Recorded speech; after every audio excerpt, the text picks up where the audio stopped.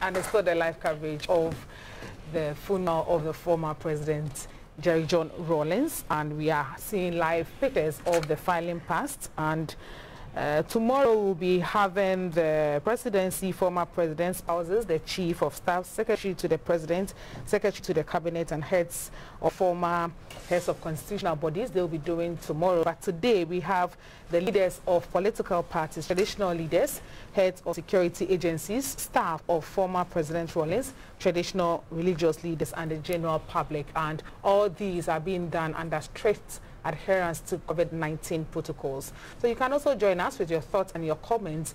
We are having tributes pouring in, and very soon we will be reading those tributes to you, and the hashtag is RIPJJ. You can join us also with your comments on WhatsApp 0557 446 429. We want to hear what you do know about the man, the legacies that he left behind. Right, so I think before we went on that break, sure, I was taking you through some of the achievements, economic, infrastructural, educational achievement of J.J. Rollins. So he constructed the Sunyani Asphalt Road, the Kintampo Tamale, Bogatanga, Paga Faso Asphalt Road. And that road has been there for a very long time. He, as we all know, constructed the University of Development Studies, the UDS. He converted the Winneba Advanced Teacher Training College into a fully fledged public university. So it was an advanced teacher training college. Now it's a whole Winneba University that we know now. He allowed for private tertiary education.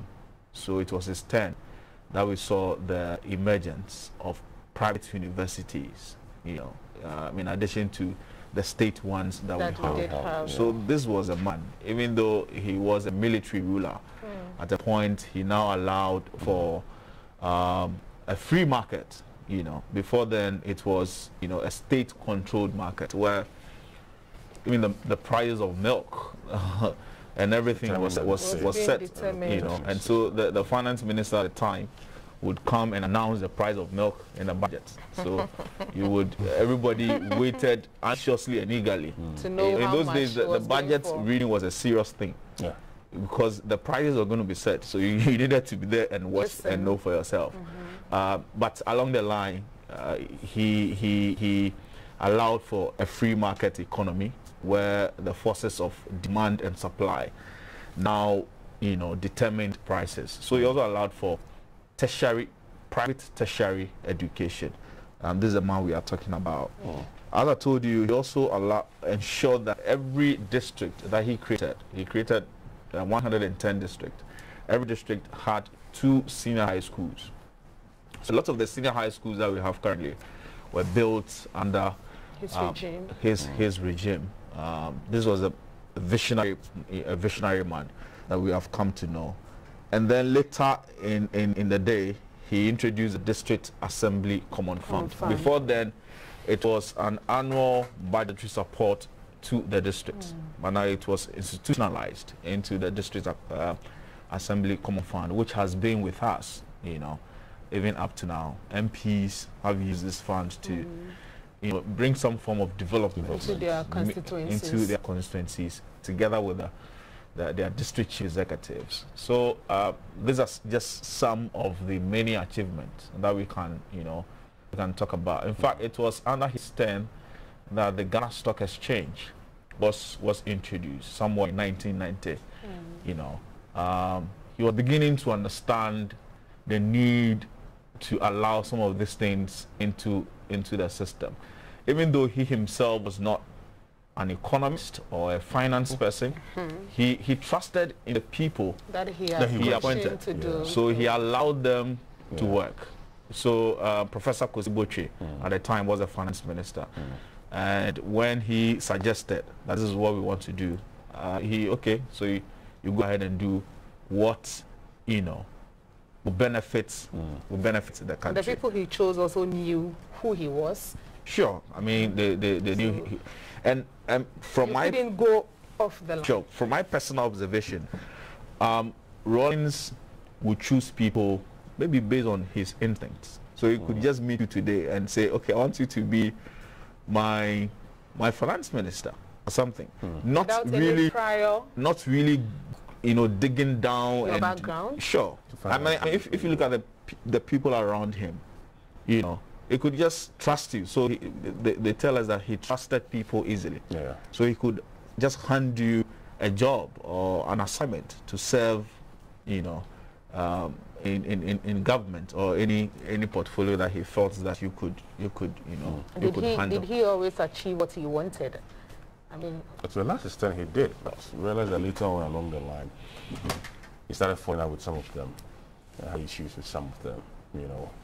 So that was where some of his challenges with some of the people he worked with started, you know, after he left office in 2000.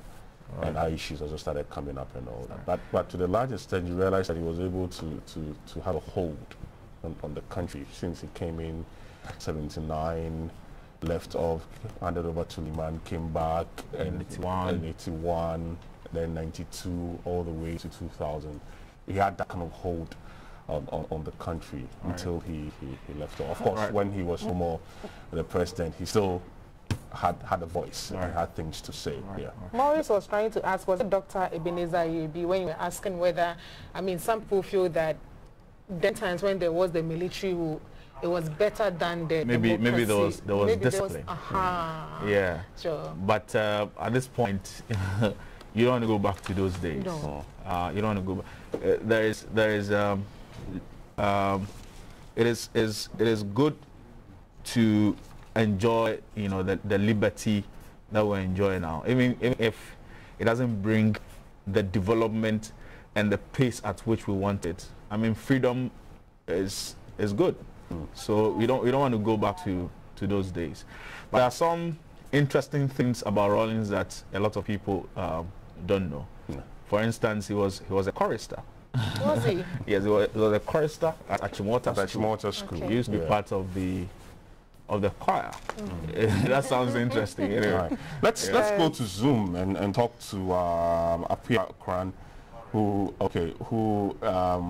was with him during the BNDC era. So we'll work on it, and we told that we've lost him there on the line. So we'll work on it and get back to Apia Kran, who worked with former President Rawlings during the PNDC era, to find out more thoughts from him about the man we're talking about this morning. But we've lost him there on Zoom. We'll work around and get back to him. And if you're just joining us, it's the coverage of this day 2 of the 4-day burial activities put together to finally say goodbye to former late President Jerry John Rollins. We'll take you back to the Accra International Conference Center to get pictures coming from that place. His body has been laid in state, and filing past is taking place. As we've mentioned so far, we are expecting heads of security agencies to file past for today. We have leaders of political parties to file past. We also have staff office of the former president, traditional and religious leaders, then of course the general public who also have the opportunity to file past. Yes. So George, when you look at the schedule, they don't specify exactly when the general public is supposed to go and file pass. So I'm thinking that it's going to be the last one. Sure. So you want to wait maybe somewhere around 2 p.m. And then even if you're not able to go today, there's another opportunity for you tomorrow. To do the filing pass. I believe that specifics people who are supposed to file pass for today. So the general public comes in later in the day, I guess. Yeah. Sure.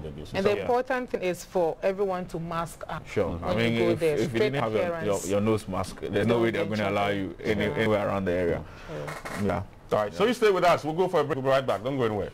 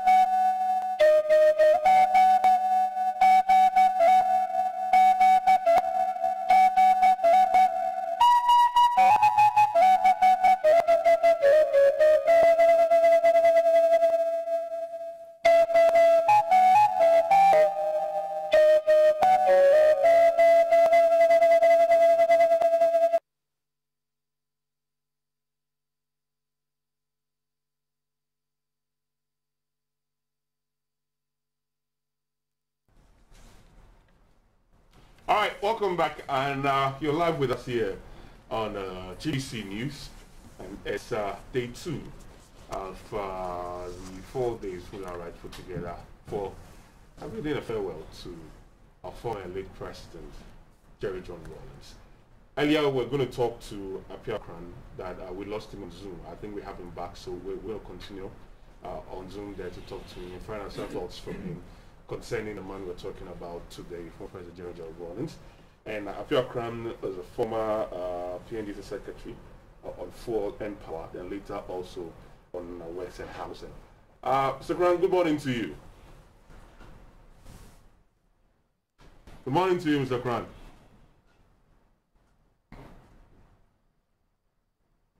Good morning. Thank you. Mr. Kran, good morning to you. If you can unmute your microphone.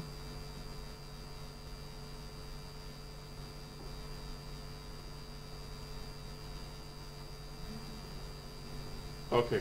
Okay. Can you hear us? Can you hear us? Hello, Mr. Kran, can you hear us?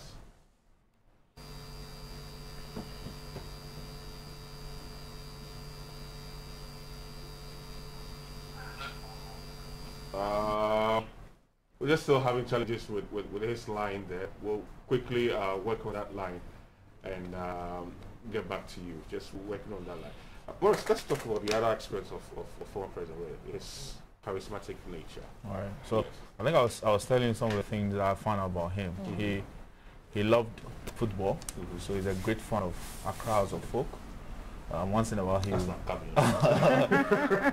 will be at the stadium. He also loved boxing a lot. Sure. And then he was a fan of Michael Jackson. You know, a great fan of Michael Jackson. Yeah. We've seen footages of them. Right. They met a couple of times, and that was a very exciting moment for him, JJ Rollins.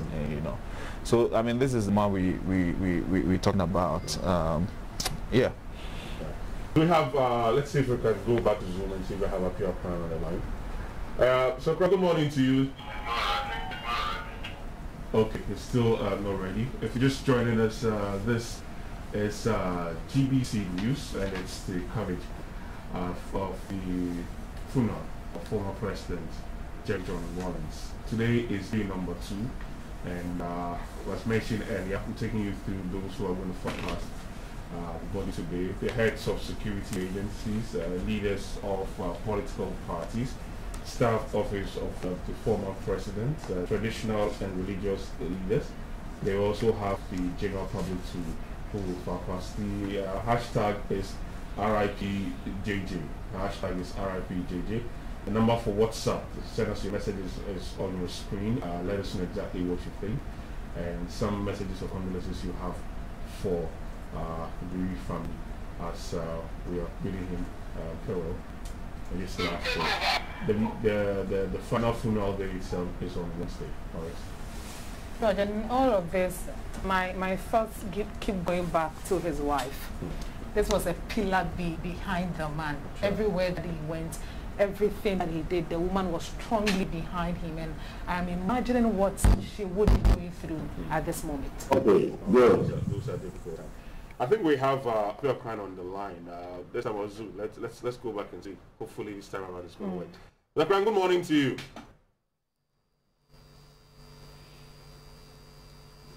Apiakran, good morning. Yeah, good morning. And I hope you're well. Yes, I'm doing fine. All right, thank you very much for joining us. Let's start off. What thoughts can you share with us about the man Jerry John Rollins? Well, what I can say is that he's a patriot, somebody who had the welfare and somebody who wanted to do good for the country. And for as far as I was concerned, anything he did, Ghana was #1. Ghana came first. And what was like for you working with him during his time when you were working with him? Actually, it was very, very pleasant. Let me say that the group of people who were assembled, and I happen to have been, if you check the records, the first GNDC secretary to have been appointed, we all worked as a team. And in fact, he himself, not only did he work with us on official business, but he also interacted with us on personal basis. So that apart from the official work, there were times that we could socialize with him and discuss things that wasn't necessarily connected to our work, but, you know, to relax with him. Was he slow to anger? Yes. But when he went over the hills, you could really then sense his anger. But he was very slow to anger. All right. Let's talk about, you were the PNDC secretary for Fuel and Power. Yeah. Let's talk about power. The role he played to ensure that at least the entire country is covered, if not significant part of the country is covered. Well, when it comes to power, I can say that when we were first appointed, I had the opportunity to travel from Accra to Kumasi one night, one evening. And from Ashimota, you went into total darkness until you hit Nsawam. After Nsawam, the next light you would see would be Nkoko. And after Nkoko, Konongo, and then Kumasi. That was where the national grid stopped. And I remember clearly my first visit to the North Tamale, when I checked in at the residency, I was given a lantern and a box of matches. And when I asked what it was for, they told me the light would go off at 10 o'clock, and if I wanted to read, I had to light the lantern. So that was the situation we came to meet. And so it was our objective to have the line at the Akosombo Power extended to the north as early as possible. Right. And so in terms of infrastructure, by way of thermal plants and what have you, can you maybe quickly run us through the major projects in terms of power and electricity that were undertaken by you yourself and, for that matter, together with the president? Well, in terms of power, we had no thermal generation as you see it now. We had some diesel generation in Tema, in Kibi, and in Ho. In the regional capitals, apart from those in the south, did not have Akosombo power. So that in places like Ho, Tamale, Bolga, there was a problem with power. And so one of the major things that was done was to quickly extend power through to the Volta region, to Ho, as we also laid the groundwork for the extension of the line to the north itself. In terms of rural electrification, as I told you, I described to you about my trip in the early days, there was nothing like rural electrification. And it was one of the things that the government embarked on to ensure that power also reached all parts of the country. And today we are reaping the benefits of that. So what were some of the challenges you faced during that time? Well, in terms of power, the infrastructure had virtually broken down. I remember I was asked to put together a project to be financed by the World Bank. And when I called ECG at that time, the the budget that they submitted was $100,000. And I said that was too small. Can't we do better? And the reaction from the chief executive was that they have never received anything like that. And so if I could get them the $100,000, that would be enough. We went beyond that and put together a rehabilitation project which improved the efficiency of what was already existing on the ground. In terms of extension of the power to the north, I'll say that that was one of the legacies that he has left behind. Yes. The former president Rollins. When the suggestion came that it should be done, everybody grabbed it and it was given the highest priority. And with the rural electrification, what was the coverage after he left power? Well, at the time that, let me put it this way, there was a time that Ghana, in terms of coverage of the rural areas, was #1 in the whole of sub-Saharan Africa. And this was done in partnership with the rural communities themselves. The government had a program that if the rural communities would plant the poles, any community that was 20 miles away from the grid, if the community would plant the poles, the government would put the cables and put the transformer. And it became competition. And I remember there was a town in Ashanti we visited trying to promote rural electrification, and we were asking that they should use wooden poles. And at that time, my own classmate, Nana Jabin, had done electrification of Jabinchan, and he used concrete poles. And the chief was asking, how come Nana Jabin has used concrete and we are suggesting that they should use wooden poles? Eventually, education got through and rural electrification became a competition among the communities. And I'm very happy that very good results have been achieved. So looking at the work you did then and now, do you think we have done enough as a country?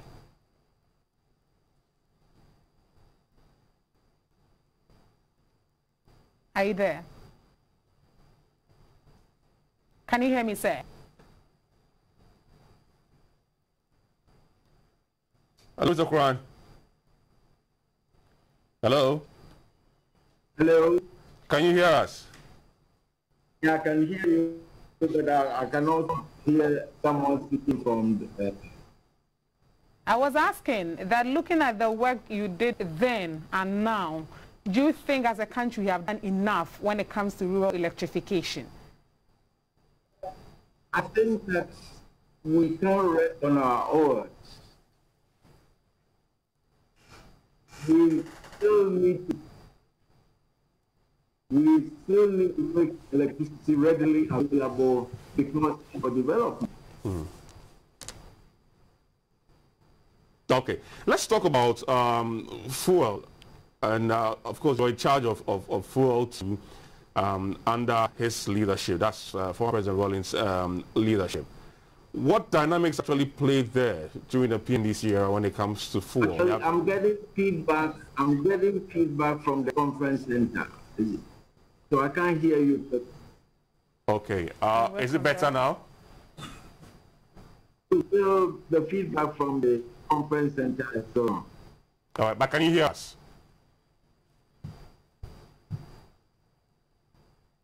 Can you hear us? Yeah, I can hear you. Is the feedback still there? No, now the feedback is gone. Okay, all right. Saying that we should talk about fuel now, what dynamics actually played out for the former president during the PNDC era, of which you were in charge of fuel, to ensure that at least we have that availability of fuel in this country? Well, I think that the first thing that happened was that as soon as the government came into power and we were appointed, it became very clear that we were going to be cut off from fuel, yes, from oil supplies. Yes. And so the government made arrangements for Libya to come and support us with oil. And so when we were cut off by our regular suppliers, Libya quickly stepped in and provided oil for us to use. And by then, who was supplying us? Who were our regular suppliers? We were getting our supplies mainly from Nigeria at that time. Okay. And when that happened, it became very clear that we also had to accelerate the search for oil. So right from that beginning, we decided to look at the regulations governing exploration for oil, and the whole regime was overhauled. And I dare say that what we have been able to achieve as a country right now, the foundation was laid at that time. To ensure that oil was vigorously explored. What exactly was done at that time to ensure that at least we could exploit oil? We decided to overhaul the laws and regulations governing exploration for oil.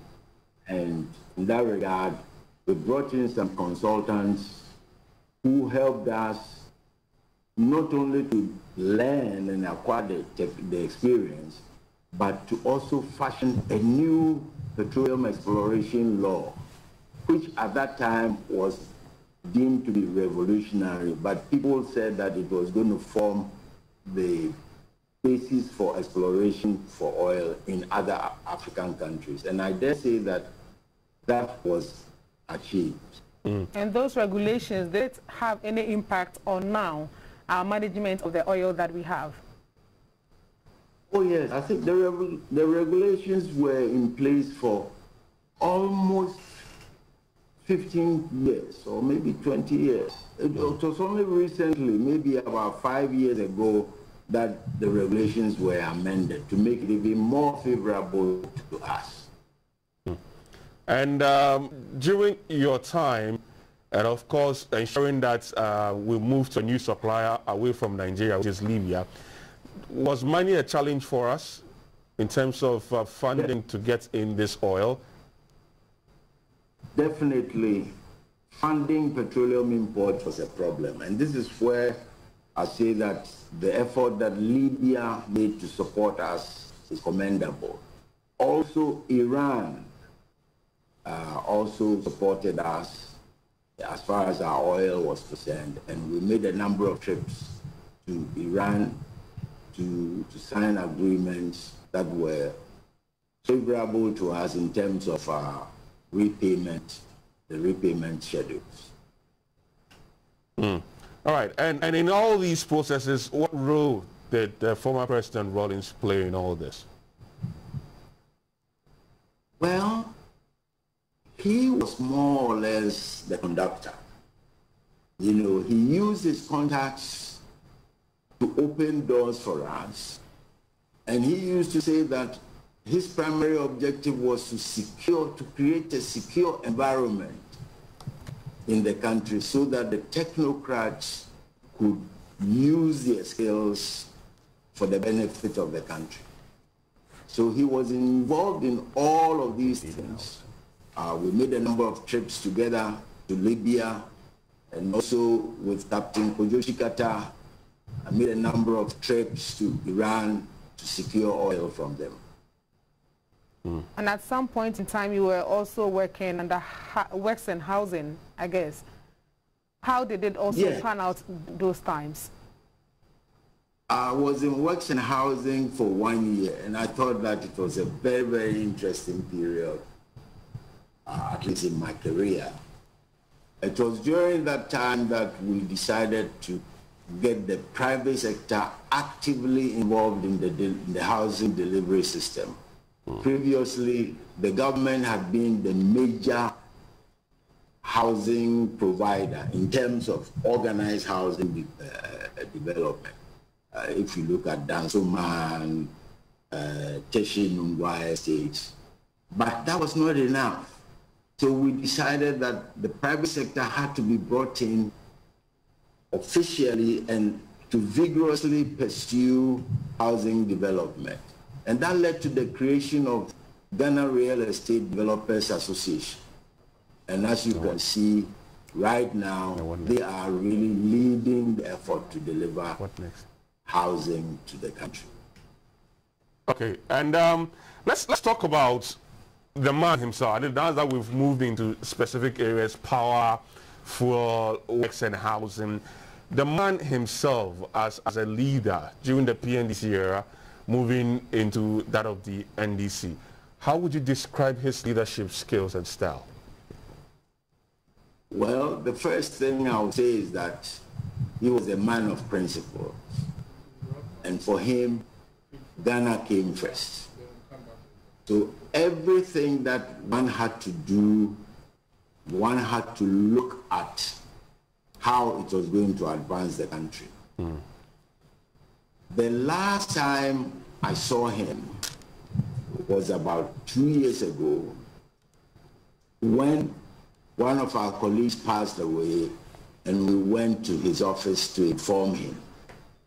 And he himself said that he felt that of all the presidents, he has been the luckiest in the sense that he had a small group of people to run the country with, and the people that he did somehow put the country first and did not put themselves first. I'm not quoting, I'm not using the exact words that he used, but in a nutshell, that was what he said. Right. To it, he was that selfless. That is very, very, very true. Okay. That is very, very, very true. I mean, in saying all these things about him, some also will have a different story to tell. They have certain challenges they've had with him during the coup era and some excesses and all that. What do you have to say about those bits? Oh, naturally, there's no human being without any faults. And so, if we look at anybody, including him, we will find pluses and we will find minuses. The only thing we can say that is that, as far as the country is concerned, those of us who work with him feel that the pluses for the country will definitely exceed the minuses for the country. And that makes all of us proud for having worked with him. And as a country, what lessons should we take from him? And how can we maintain his memory as we move on to various years? Well, you see, it is very, very easy to forget the past. We worked at a period where things were really, really difficult. PNDC secretaries had to fly economy. I remember the Attorney General at that time flew to Dakar for a conference, and there was a motorcade to go and meet him.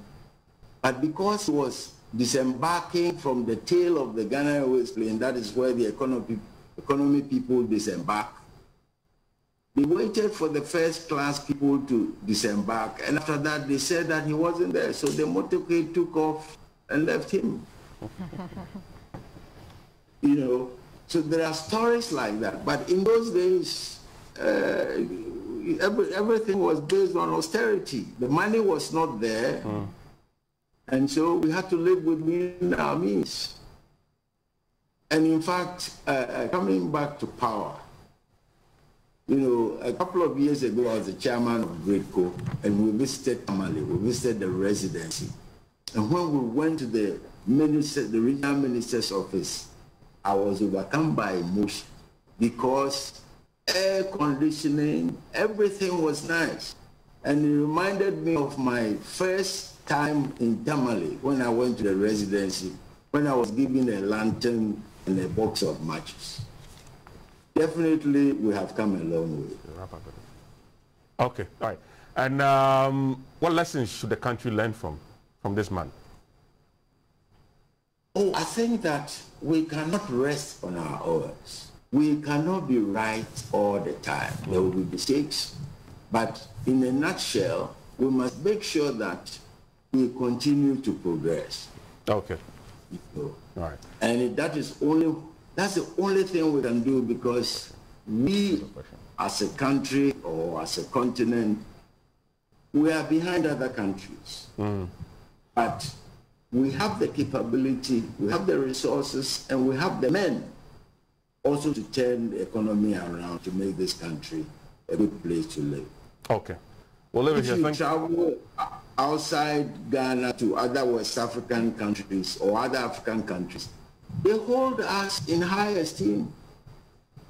But that doesn't mean that we have done the best. We can still progress. And for me, I believe that the younger generation will move the country forward. Okay, all right. Well, leave it here. Thank you very much, Mr. Kwan, and we wish you all the best. Thank you. Thank you. All right. So that was Apia Kran, who was a former PNDC Secretary for Fuel and Power, and later also was in charge of Works and Housing. He joined us for us to talk about the man, Jerry John Rawlings, and the role he played within these three sectors. Very interesting thoughts. Very interesting thoughts, yeah. Yes, and this is still DBC's coverage of the funeral of the late former President Jerry John Rawlings. And today, filing past, we have leaders of political parties, traditional leaders, heads of security agencies, staff of the former President Rawlings, traditional religious leaders, and the general public. Please note that all these activities are under strict adherence to COVID-19 protocols, and we'll be taking you over to the AICC for live coverage of the filing past, and we'll be back here in the studios later to continue. Remember, the hashtag is RIPJJ on all our social media platforms. You can also join us on 0557 446 429 on WhatsApp. We will be back to read the comments, the tributes, the legacies, everything you know about the man, what you need us to read about your encounters with him. We are here to do that. And so we'll be back shortly. Thank you for joining us.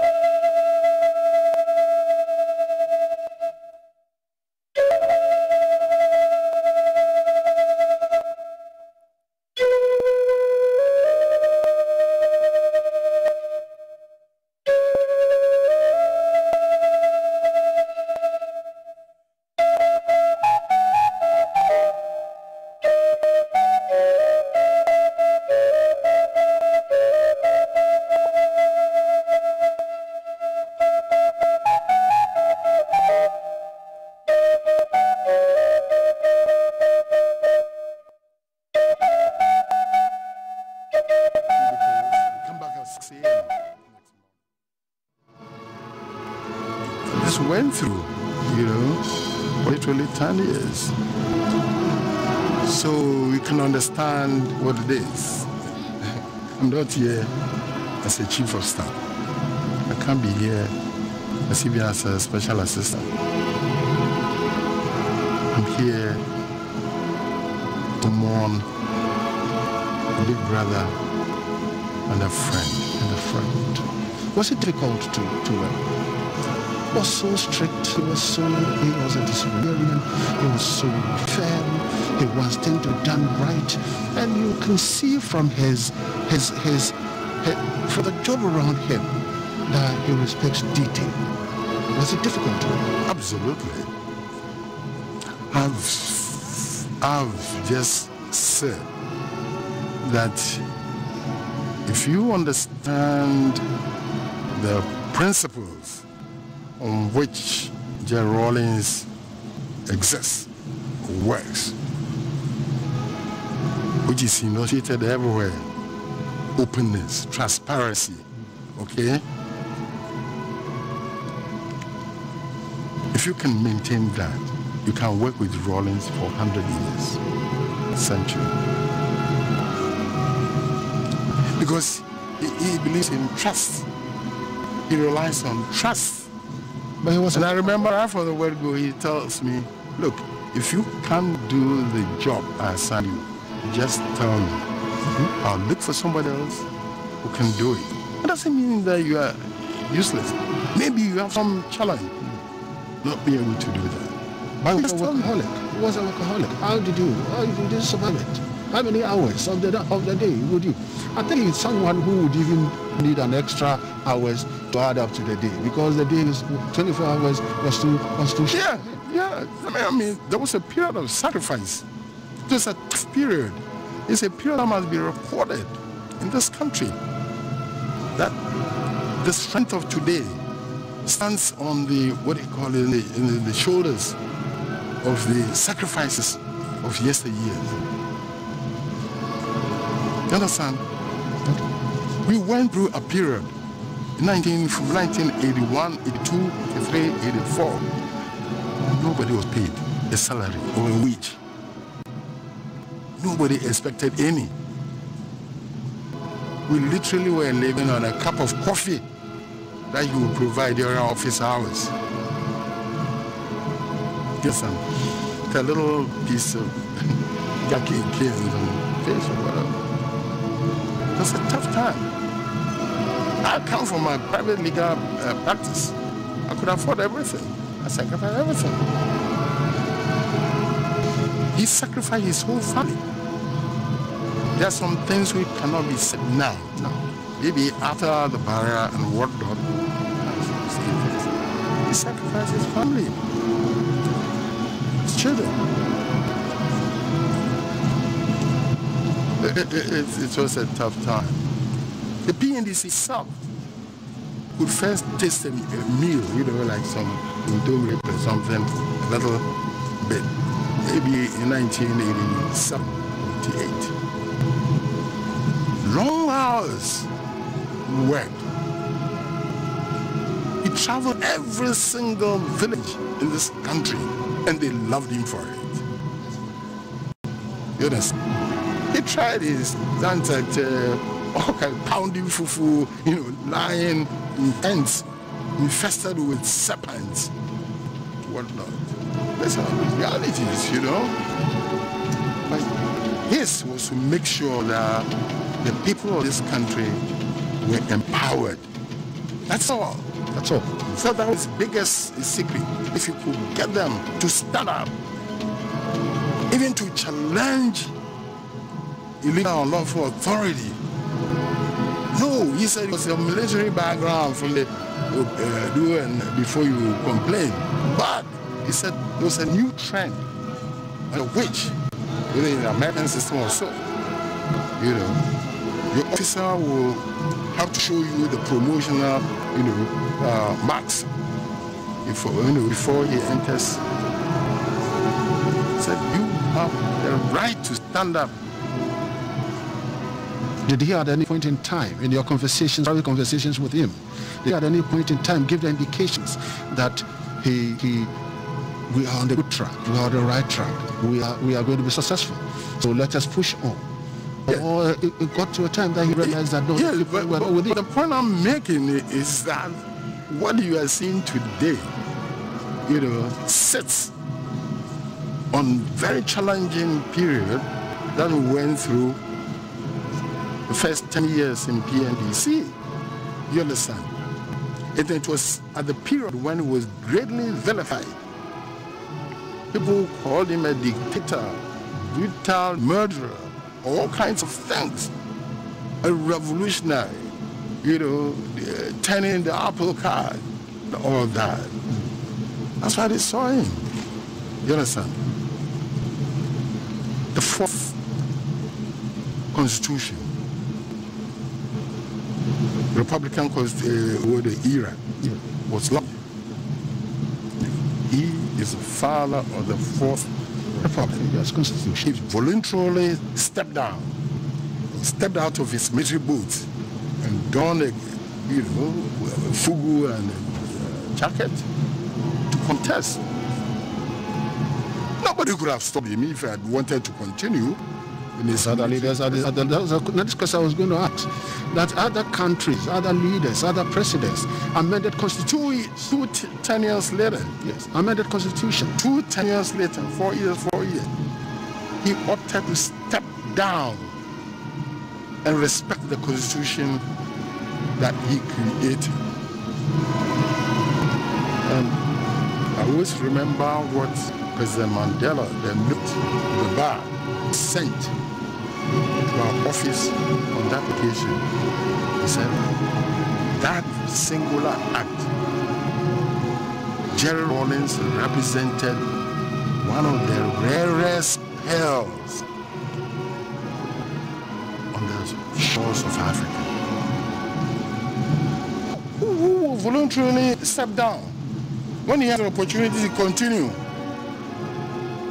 Even when their tenure is on, look into, Ivory Coast, Nigeria, everywhere, Togo, all the challenges that we're facing in Africa today. It's as a result of, leadership crisis. People who do not want to leave, the fear for the unknown. No.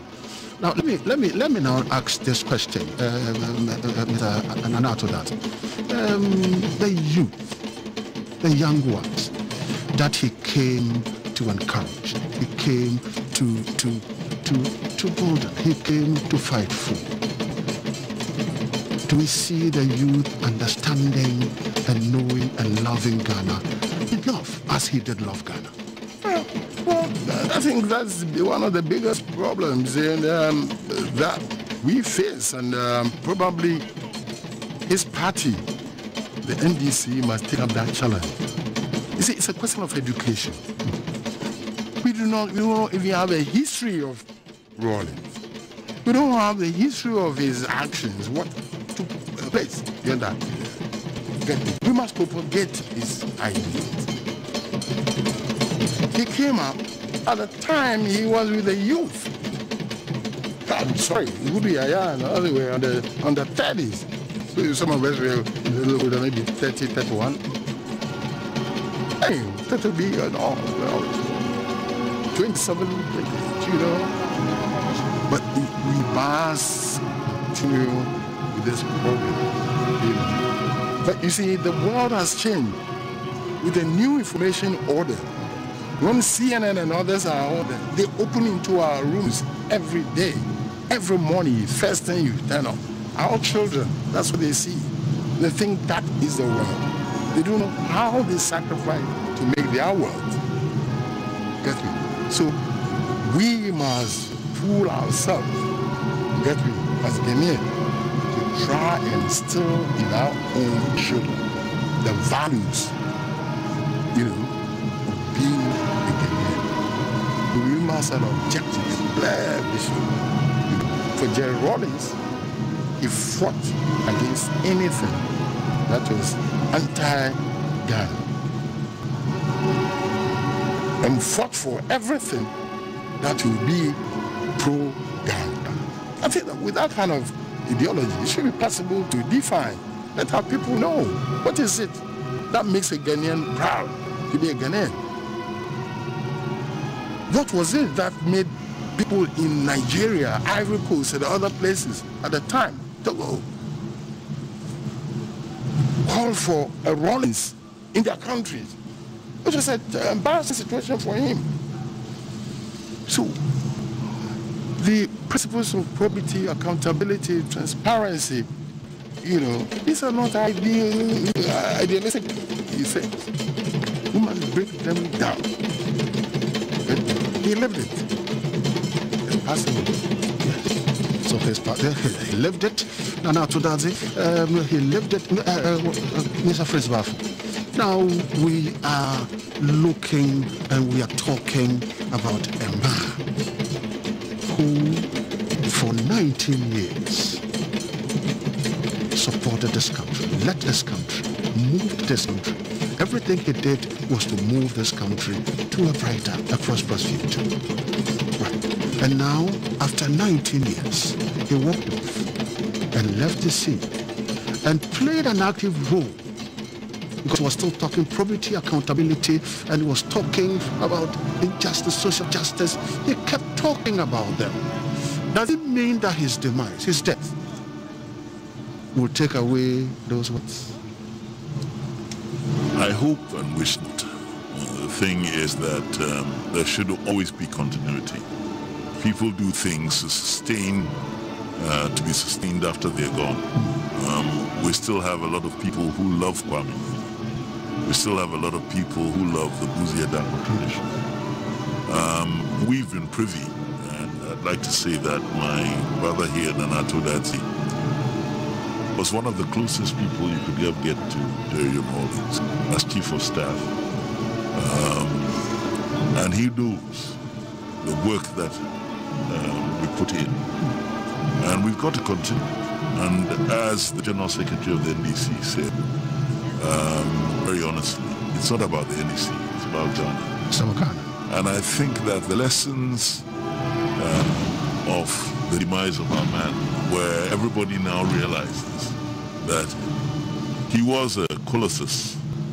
There are people in Ghana who only knew Jerry Rawlings and didn't know anyone else. Yes. If they can inculcate it, and we have the traditions and the history and the information, then we can sustain it. And I think that it behoves us, the two of us, and more, and all those who knew Jerry Rawlings and admired him and believed in the tenets that he promulgated, push it on. Jerry Rawlings will always live.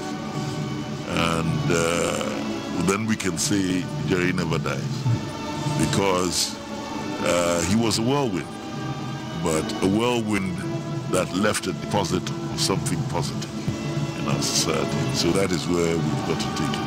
I think that his demise should not be the end. We're seeing a lot of people coming out after his demise to say that we will uphold values. And I believe that if that happens, we won't have a problem. If that happens, we won't have a problem. And then now to that, looking at the Ghanaian society, will that happen? Yes, I think it will certainly happen. But in fact, it has happened in some sense. You see, the Constitution of the Fourth Republic has actually incorporated some of the core ideals of Jerry Rawlings. When we talk about probity, accountability, and transparency, these were not all the features, some of them were not the features in the Third Republic, Second, Third Republic. But also the events of 79, the issue of accountability, problem. And then that of transparency, also the international position. So it's part of the Constitution of the Fourth Republic. It is that which gives every single MP now the strength and the right to stand up to say that what is happening is wrong, whether it's from a president right down to the ordinary policeman down the street. But these are ideals which we must imbibe.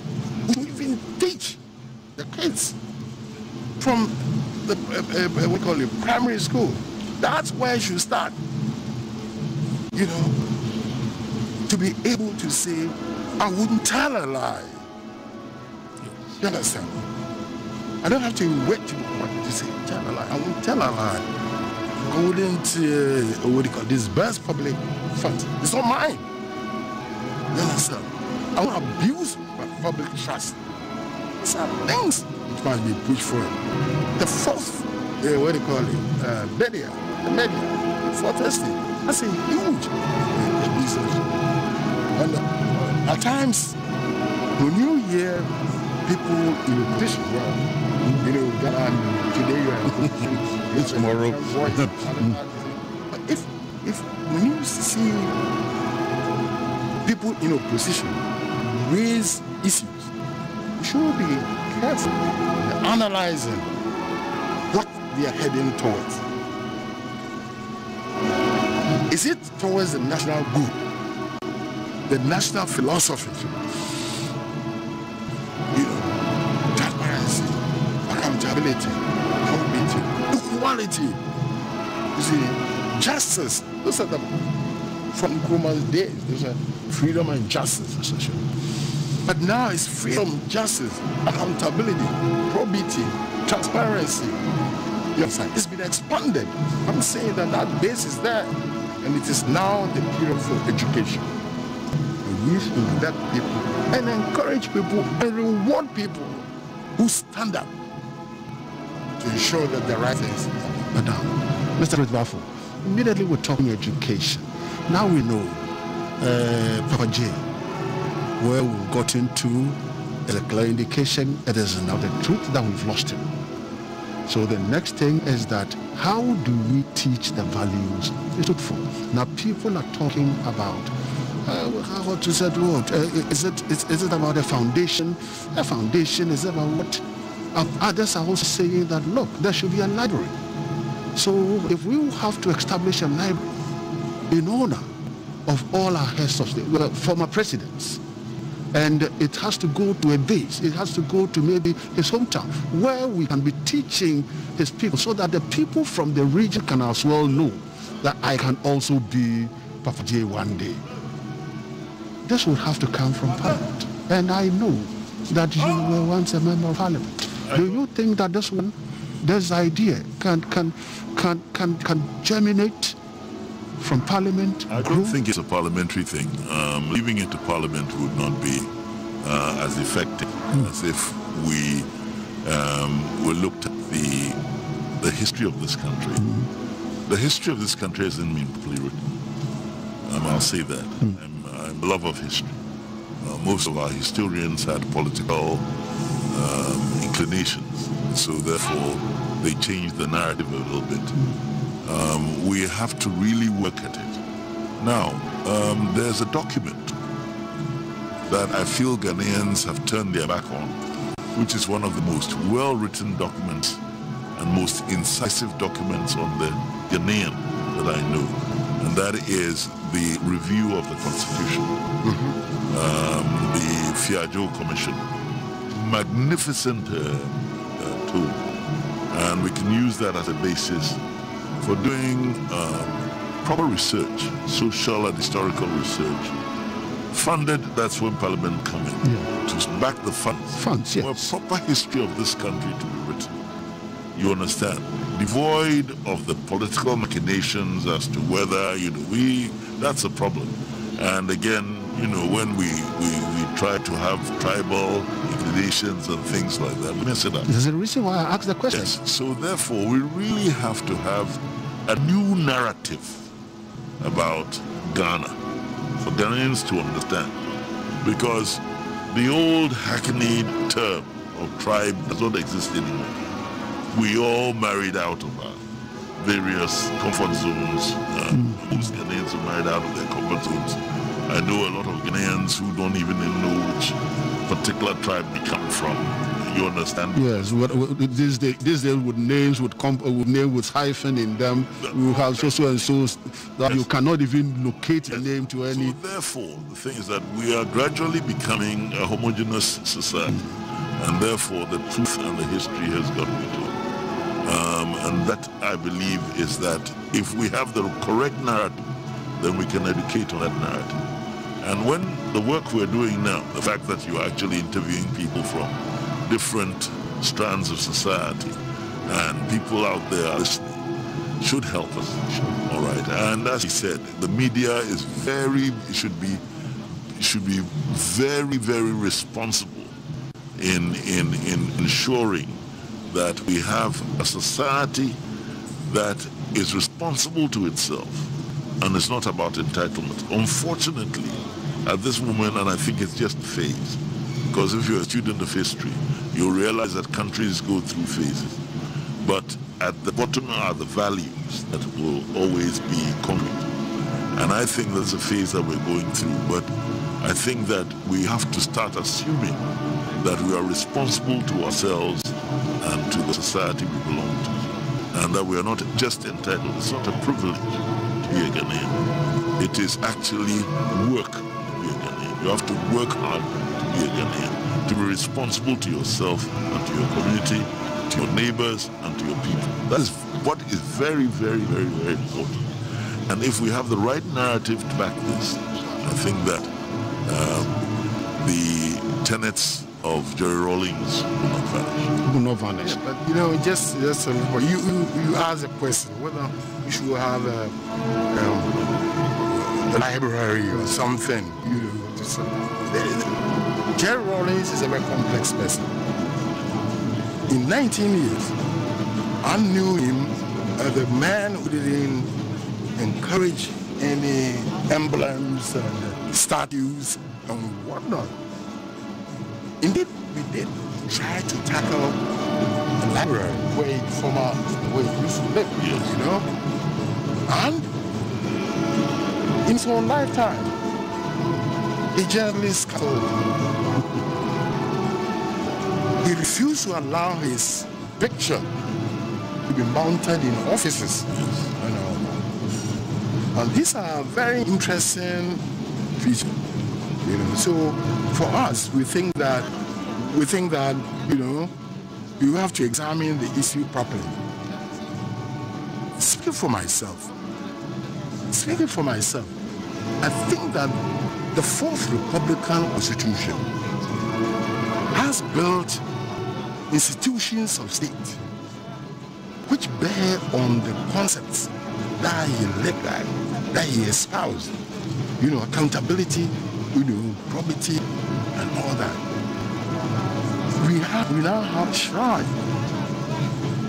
Okay? Let them work. Let them work. We have Yoko and whatnot. Let them do the work. We have a Attorney General's Department. Let them stand up as an independent body as required by our Constitution. These are establishments which will live and perpetuate the memory of Jerry Rawlings. Because what he cannot be contained in a little, you know, structure. Maybe we can't have a structure where people can revert to as a rallying point. But Jerry Rawlings is bigger than that. He's larger than Ghana. In fact, he's larger than Africa. He's a voice in the international. So it's a very complex and delicate thing. What he never, you know, wanted was to have a structure, a statute of him, and it's personal. One day, because of somebody's anger, they go and knock his statue down. Let his ideas, the wishes live in the hearts of the people. Right, so we are still at the Accra International Conference Center, where we're observing the funeral of the former President Jerry John Rawlings. We still have the filing past, and so I think I'll humbly take Honorable Fritz Baffo.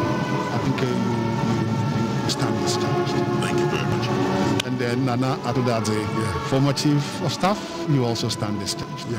Thank you. It's a pleasure having the two of you to come to enrich our conversation this morning. Thanks.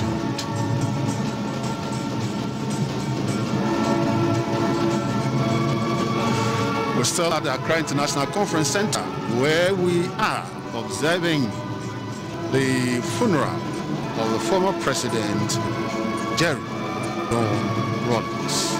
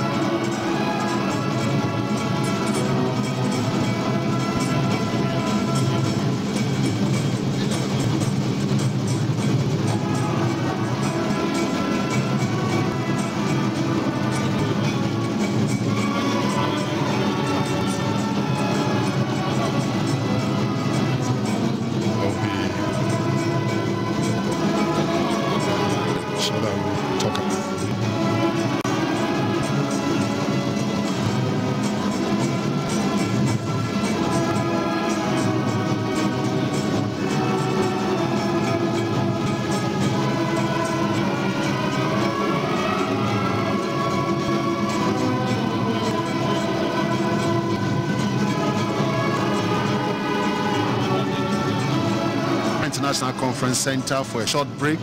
And we are still at the Accra International Conference Center at the funeral of the former President, Flight Lieutenant Jerry John Rawlings.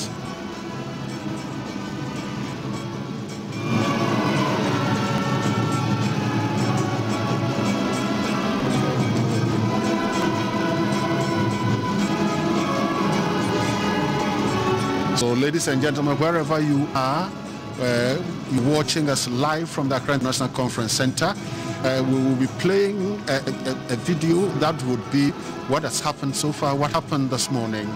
And we're still with me in the studio. I still have Captain Akako and Lieutenant Tay. So Captain Akako, Lieutenant Tay, I think you have a very short break. We had to make way for some few interviews with some other political people. But we are back here, and we are now going to go to the beginning videos, pictures, what happened this morning, and then we will let you know what we have not shown to you from the morning.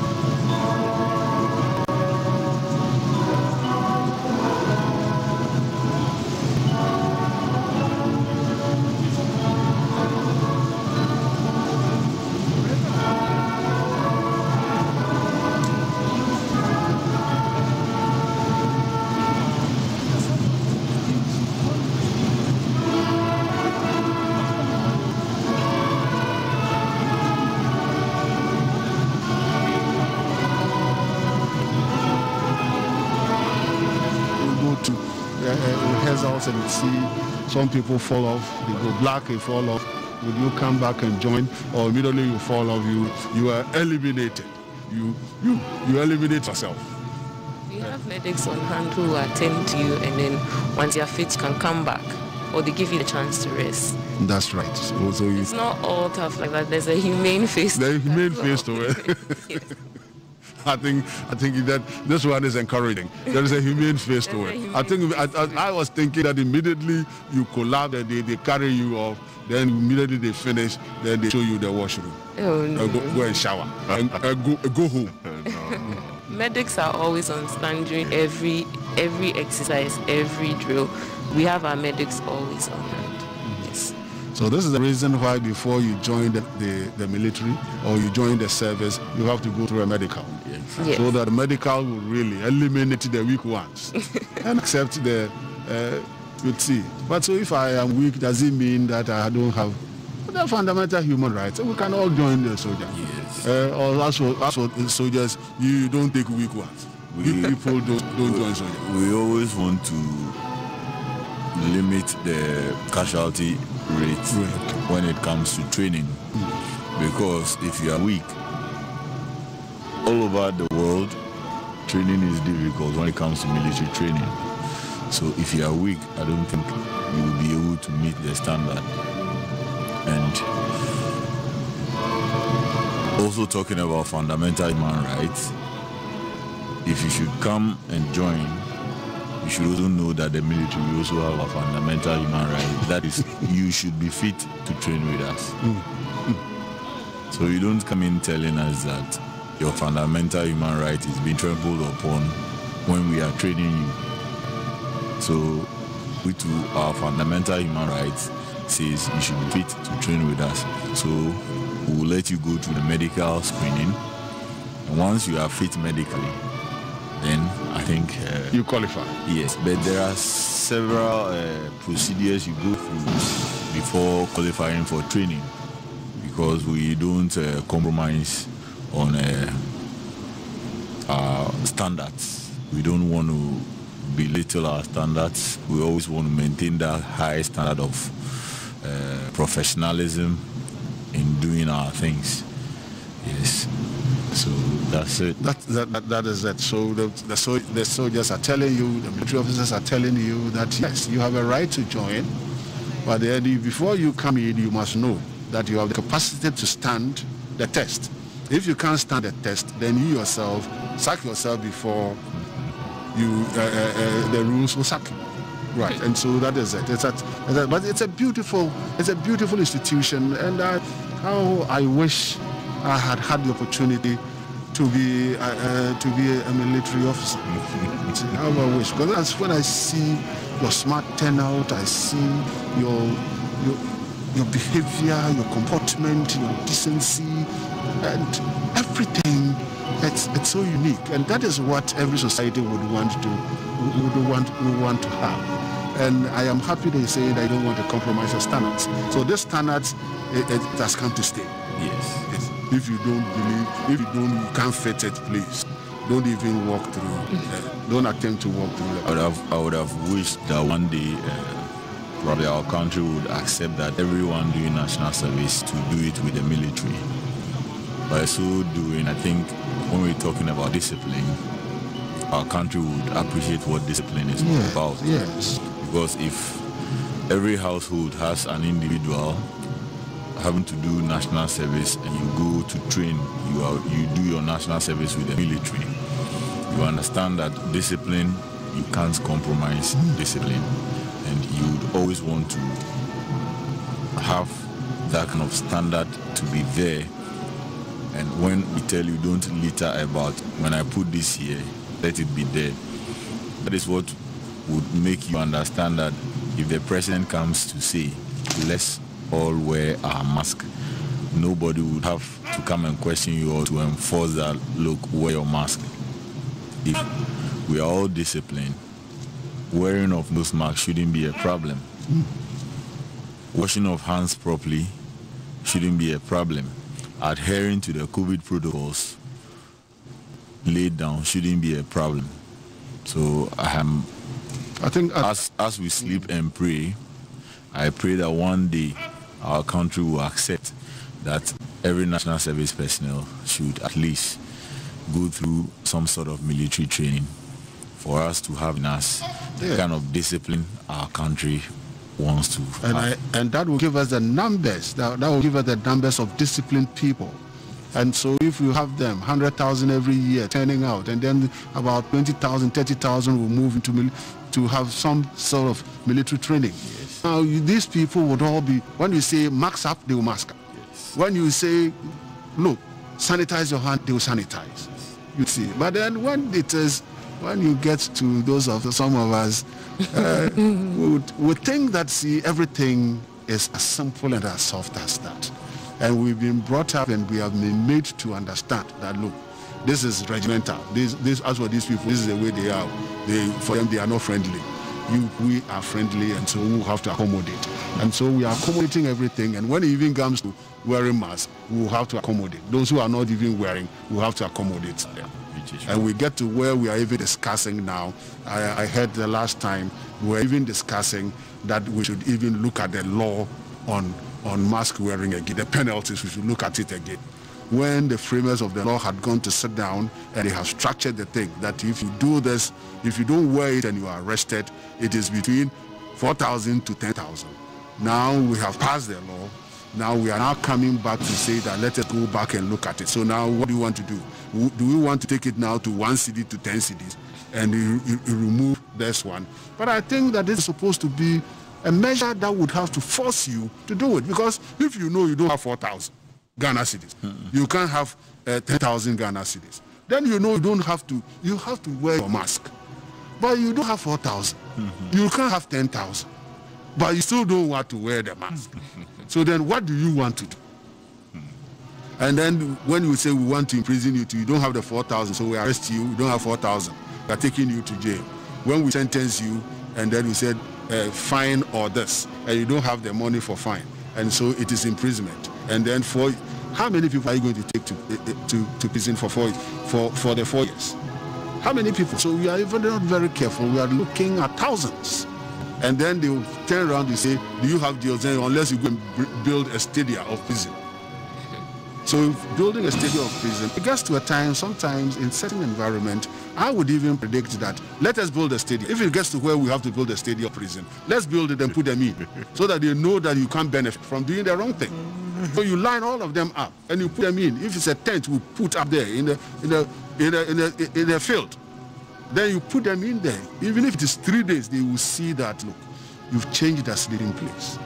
And that will start giving people, encouraging people. We are too soft and too considerate, and we are negotiating everything. And I don't think that one is what we will have to do when we want to move forward. Because this is a man we're celebrating. And this man never did things like that. He didn't do things like that. He made sure that he was disciplined himself, and he was able to achieve these because he was disciplined.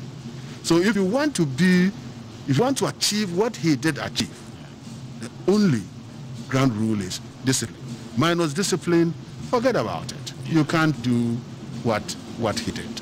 And you see the young ones, they want to be like, we want to be like Papa J. I want to be like Papa J. I want to emulate Papa J. But you are not disciplined. How do you do it? Let's see. Right.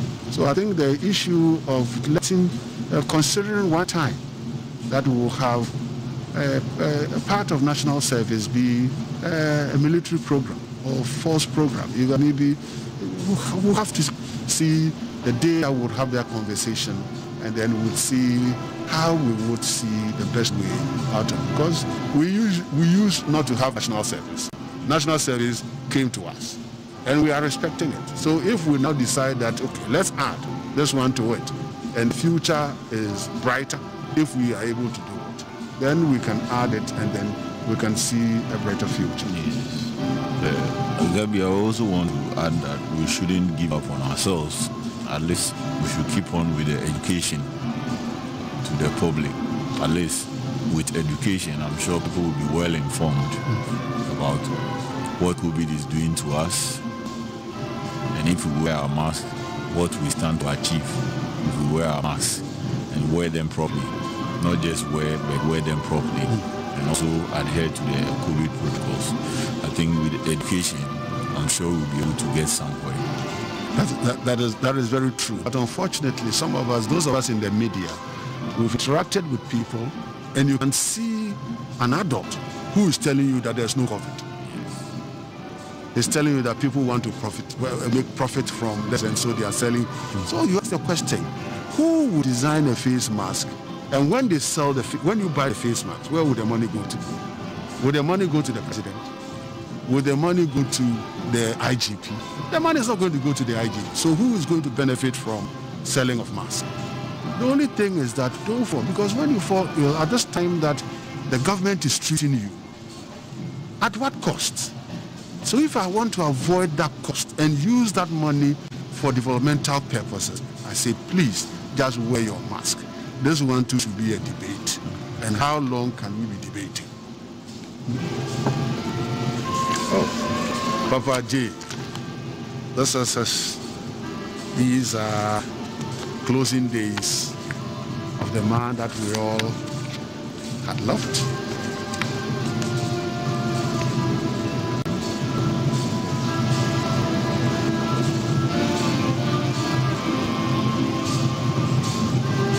COVID is a strong disease. COVID is a strong disease. Yes, immediately you yourself you would think that no. Let us look at the safety protocols and make sure that we abide by them.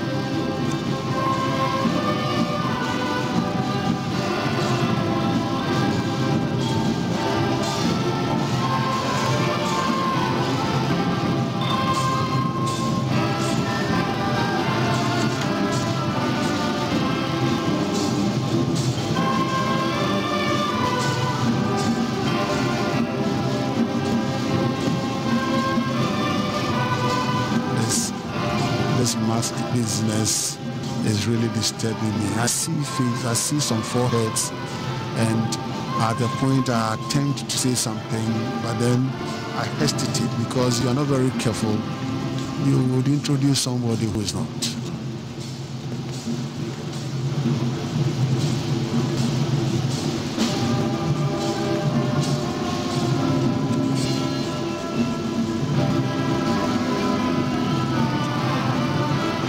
It's always unique to have the military semblance of such a situation, because look at the room, it is orderly. You don't see anybody standing anywhere, standing agile anywhere.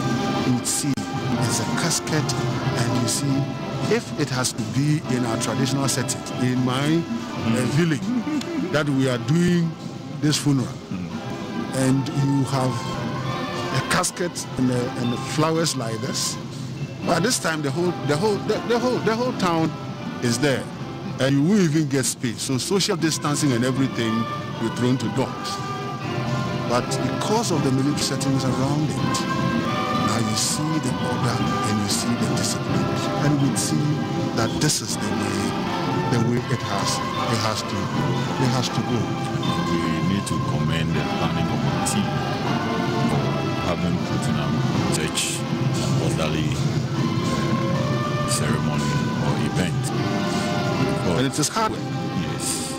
If they hadn't come out to put in those measures, I think by this time the forecourt of the conference center should be filled up. It should be filled up. Kudos to the planning committee for having done a good job. And as we are seeing, I'm sure our former president will rest well. Will rest well. Filled with smiles. If really dead people will stand there, they said that dead people, he was standing somewhere looking at us and watching us. If he should be standing there, he would see that, well, what he stood for has come to stay.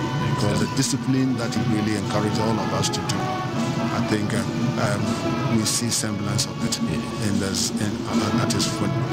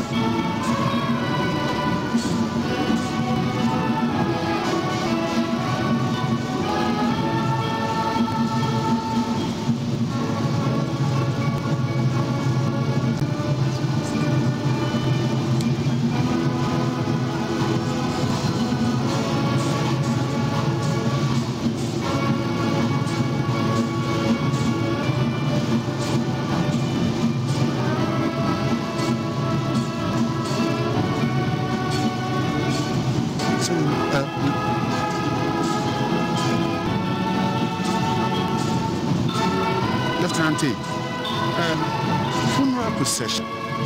What do we say funeral procession? For us in the civil, when we say funeral procession, that is. But then when we say funeral procession, with the full military honors, what does it entail? What is it? Well, first of all, the formal name for the funeral procession is a cortege, and that works in every other setting, whether military or civilian. So it's the formal name for the funeral procession is the cortege.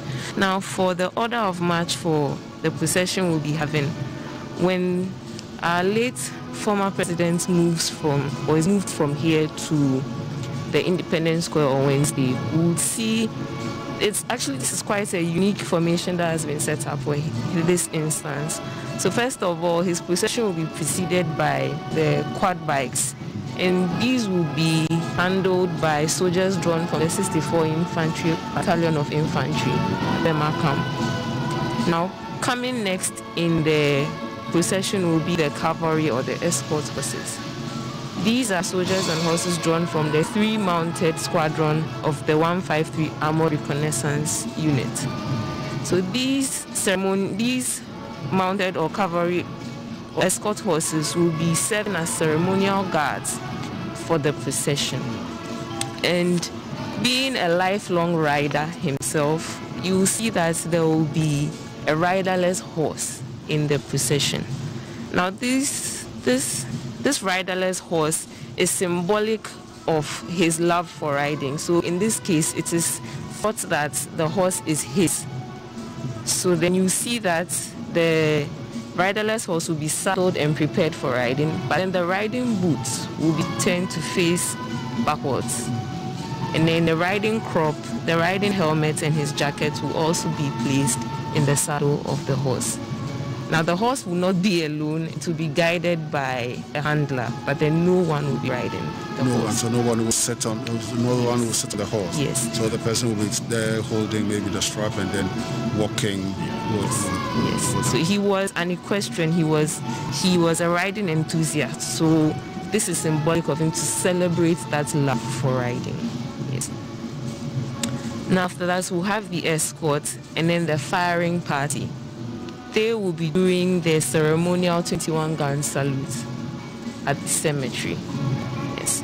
Then the band will also be escorting the casket as it moves from here and throughout the procession on the final day to the cemetery as well. We also have the clergy in the procession, and then followed by the body on the gun carriage. When it leaves here initially, it will be placed in the hearse to the Independence Square. But in the final day on the procession, it will be placed on the gun carriage, which will be attached to a vehicle. Now the gun carriage is an honor, when your body is placed on a gun carriage, is an honor reserved for generals and heads of state. Yes. So on the gun carriage, as someone might be wondering what a gun carriage is a frame or a mount that supports the gun barrel of an artillery piece, allowing it to be maneuvered and fired. Now when we say a gun, in layman terms, everyone thinks a gun is a pistol, a small gun that you fire. But in military terms, the gun is a high or large caliber weapon. It's placed, and when those are the cannons, they sound like the cannons. They make very, very loud noises and shake the ground at certain points in time. So these are handled by the officers and soldiers of the artillery unit. Yes. And then they will also be firing at the cemetery as well. So now gun carriages have been used to carry the coffin of fallen soldiers and officers at military funerals, and also holders of high office with a military connection in state funerals to their final resting place. And the practice has its origins in war and appears in the 19th century in the Queen's Regulations of the British Army. Seeing as we were colonized by the British, that practice has also been inculcated here. Yes. So then we also have the pallbearers. Now here, the pallbearers provide security to the deceased or the fallen comrade. So in the case where the body is placed on the gun carriage, the bearer party will be flanked. The bearer party flanks the pallbearers, meaning the pallbearers will come next to the gun carriage, and then the bearer party will flank them on the outside. But where the casket is in the hearse, the pallbearers will also flank the hearse, and then the bearer party will be outside. But in the situation where the bearer party carries the casket, the pallbearers flank them as they carry the casket to provide that ceremonial respect and then security as well. Now in this case, the pallbearers will be brigadier generals. Yes, considering his rank and his position in society as a statesman, pallbearers who will be doing the ceremonial duty for him are almost very senior officers. Senior officers. Yes, brigadier generals and same rank within the other arms of service. Yes. After that, we'll have the family and then the wreath bearers. Yes. They'll come next in the procession.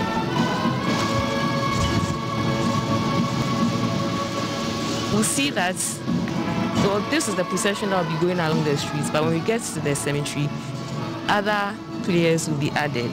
So we'll see the insignia bearers, the chief mourners, the presidential's representative, mourners in uniform, and then mourners not in uniform. Then we'll also have the rear detachment and then vehicles. When we get to the cemetery, we'll see that a whole procession will be done from the gates of the cemetery towards the grave. So it's a whole ceremony that is conducted. Give the utmost respect to the fallen company. We're still at the Accra International Conference Center and at the funeral of former President Jerry John Rawlings. Born 1947 and died 2020 at age 73.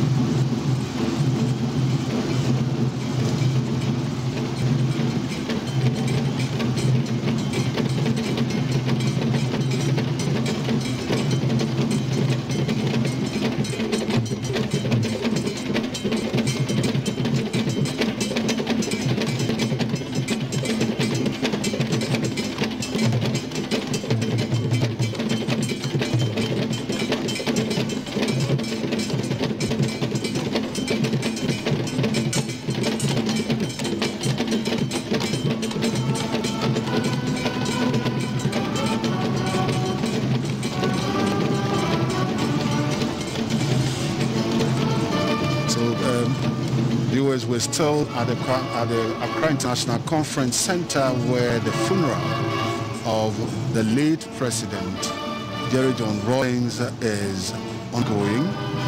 This morning, the casket carrying his mortal remains was delivered to the family, and the casket was brought in this morning by officers of the Ghana of the military and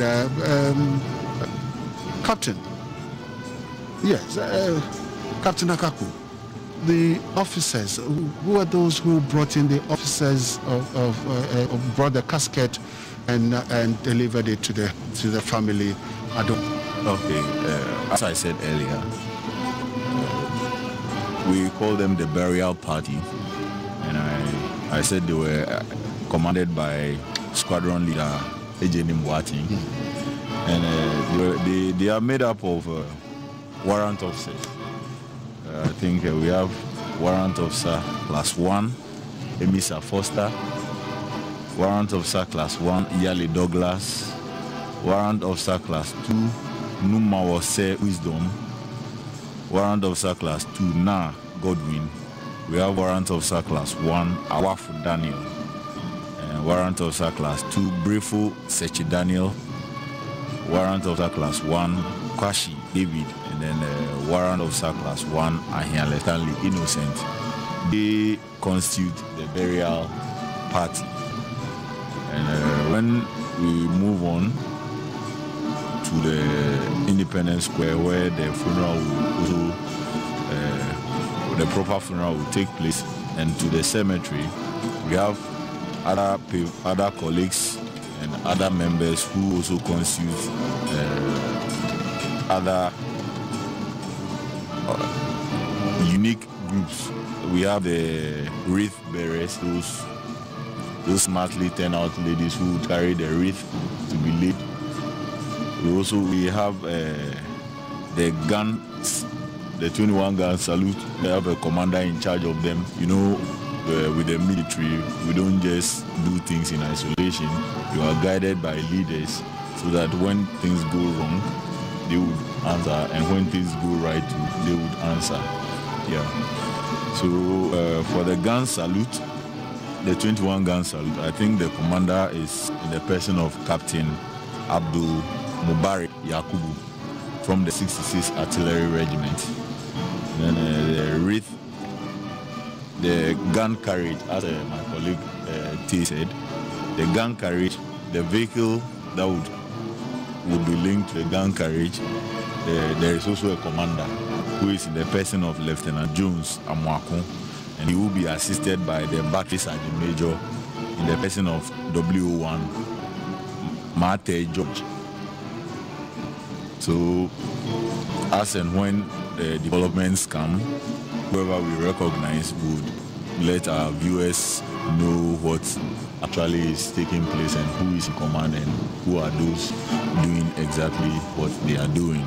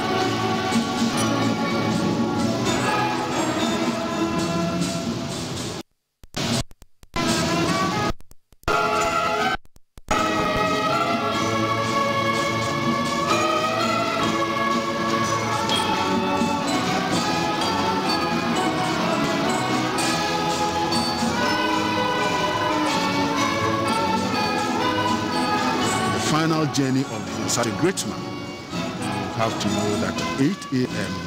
starts, you get closer, you get to your TV, sit down, and then as the activities will, you also say a word of prayer for the former president.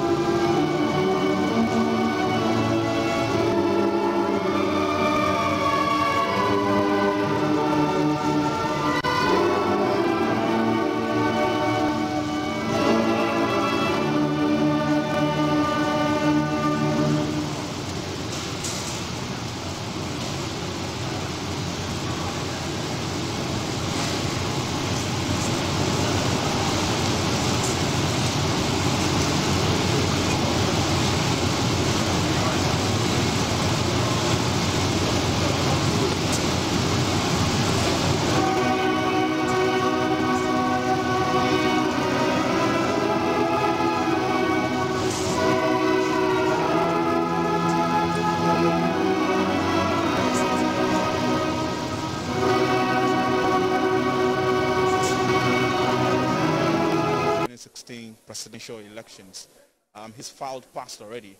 Let's speak to him. Good afternoon to you, sir. Good afternoon. So as I was asking you behind the scenes, did you have any personal contact with J.J. Rollins? Not really. It was on one occasion, and that is normally during the peace declaration in 2012 and 2016, when I got closer to him. We say hi and things like that. But I remember in 2016, you know, that I mentioned, I said that left with me, they should kill the 7 of us, okay, if that can actually bring peace. And I think that statement really went well with him. And I'm sure it reminded him of the fact that on his aborted coup in May 15, 1979, he also said the same thing. That I said what he said. Hey, Massa. That is what he said. Then I was just saying, hey, Rollins calling me Massa. Then it means that something might have gone in him.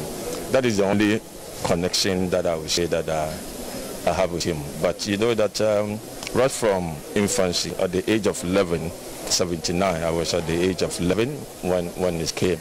And as a child, you know, that was what we used to say, let the blood flow, let the blood flow. And amidst the fact that there were soldiers with guns and things like that, in my innocence, I'd wanted to climb back and shake his hand, you know, as a child. And then, you know, he became an icon to all of us about the fact that he always wanted to stand against the evils in society and things like that. But we've all gone past that. And seeing his lifeless body speaks volumes. It's indeed fact that you see, life is a gift from God. And to me, it becomes more meaningful when it is shared.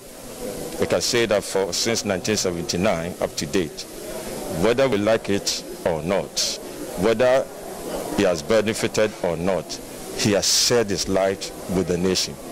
And that is something that we need to learn out of that. So you are in the politics of things when it comes to Ghana.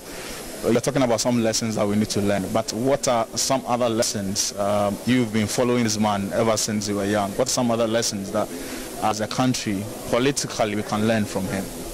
You see, politically, looking at life, how he transitioned as a military dictator into a constitutional presidency speaks volumes of who he is and how flexible and open-minded he can also become when he sees that the forces are not right for him to take an action. Okay, other nations went down, but for us, he was able to transition us from military rule to democratic rule. And that is something that we need to learn. He was a very practical man, and I know you are an engineer, and so practicality would be of much interest to you. Maybe we want to be more practical as a country instead of talking about the theories, isn't it? Definitely. You see, and I'm someone also, you know, we used to hear that Rollins does not believe in democracy. Likewise, you see, it's not that I don't believe in democracy, but how we are practicing it. And the whole world has been skewed since 1896. Because democracy was to cure partisanship. Political parties are not supposed to be part of democracy.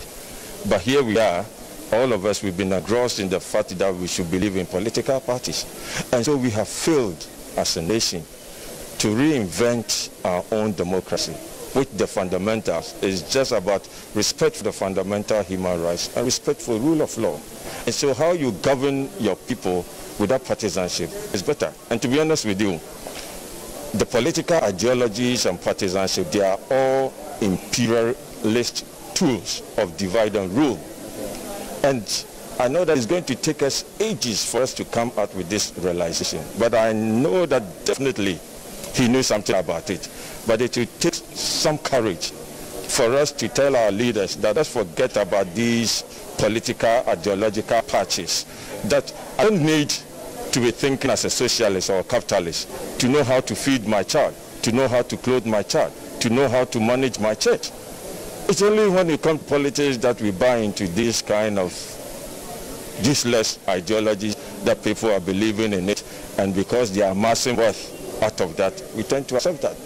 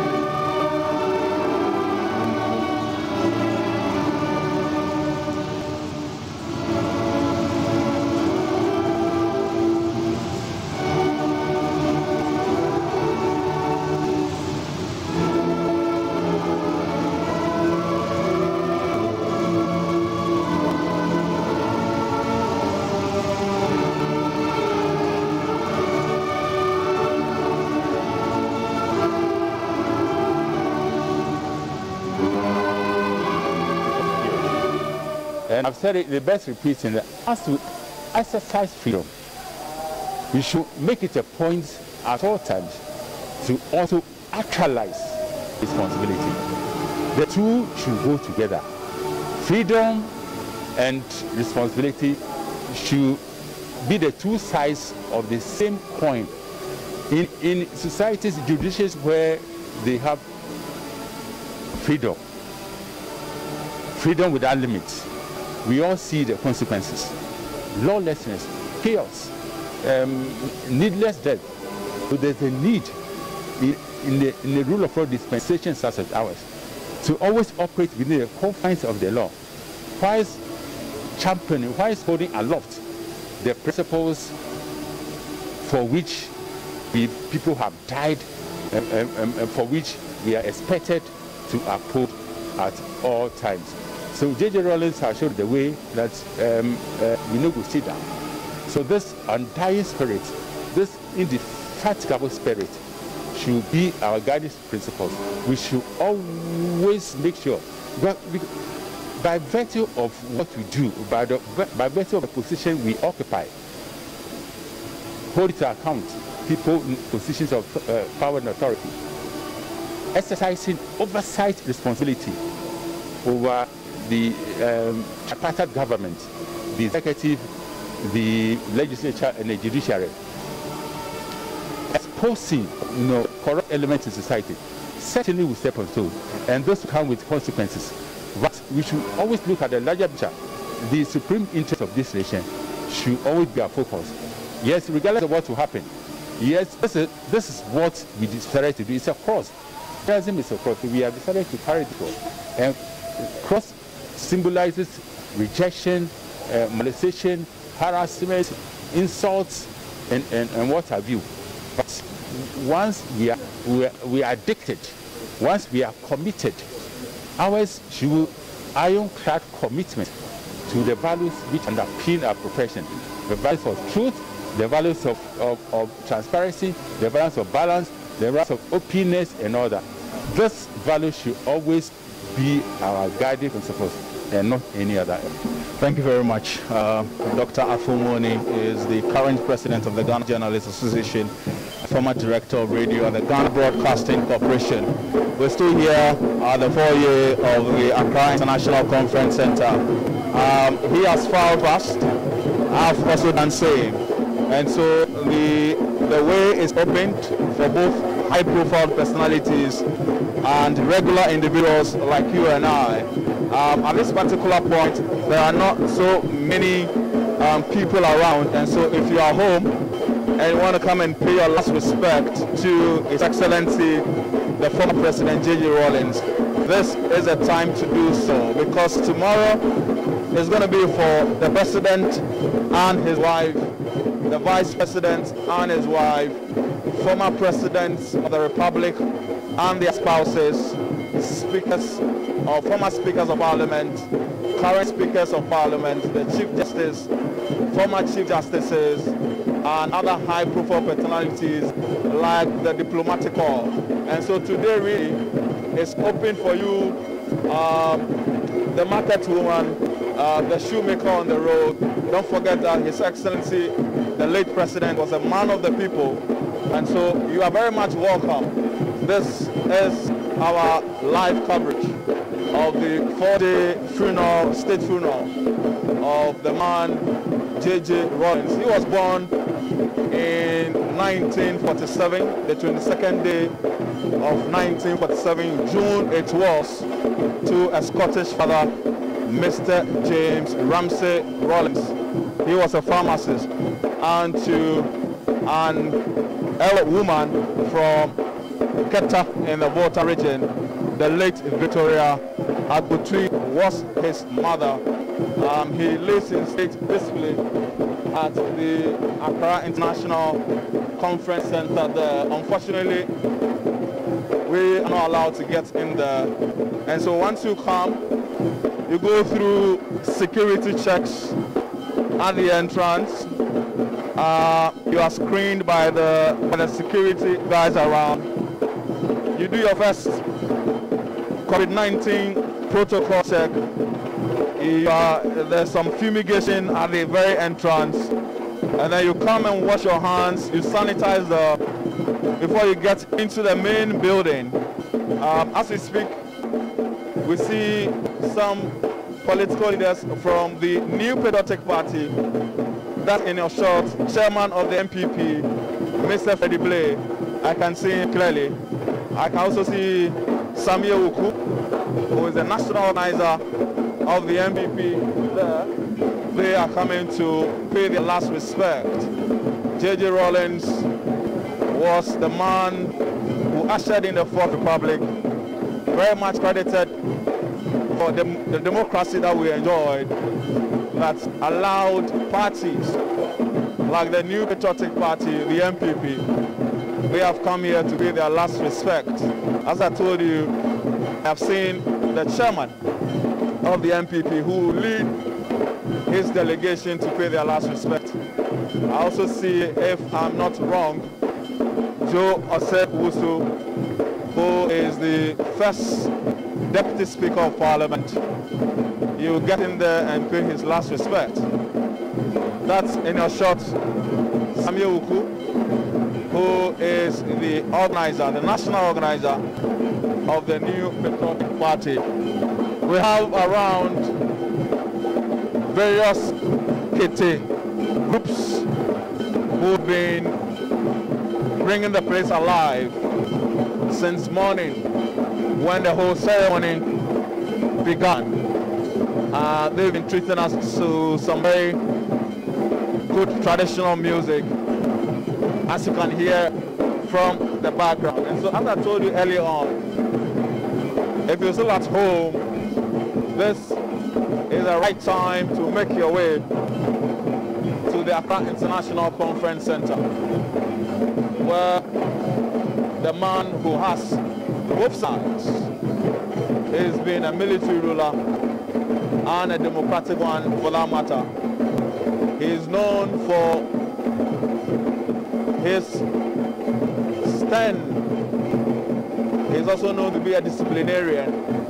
But on the other side, we are told he was a very compassionate and loving man who was a man of the people, who made sure that everyone who came close to him had a piece of him.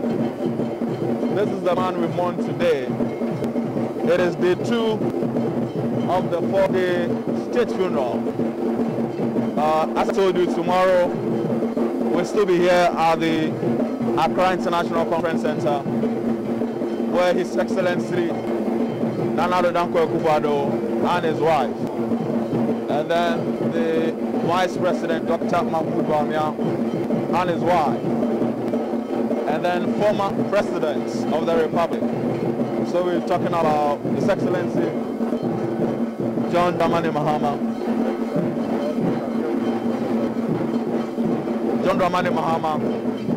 and then His Excellency, the former president, and their spouses will be here to pay their last respect. The diplomatic corps and the international community will be here tomorrow. And then on Wednesday, we move to the Independence Square, where the final funeral rites will be held in honor of His Excellency, the former President, J.J. Rollins. It's going to be an invitation to all Ghanaians from all walks of life. We got to see him for the last time before he finally takes a bow.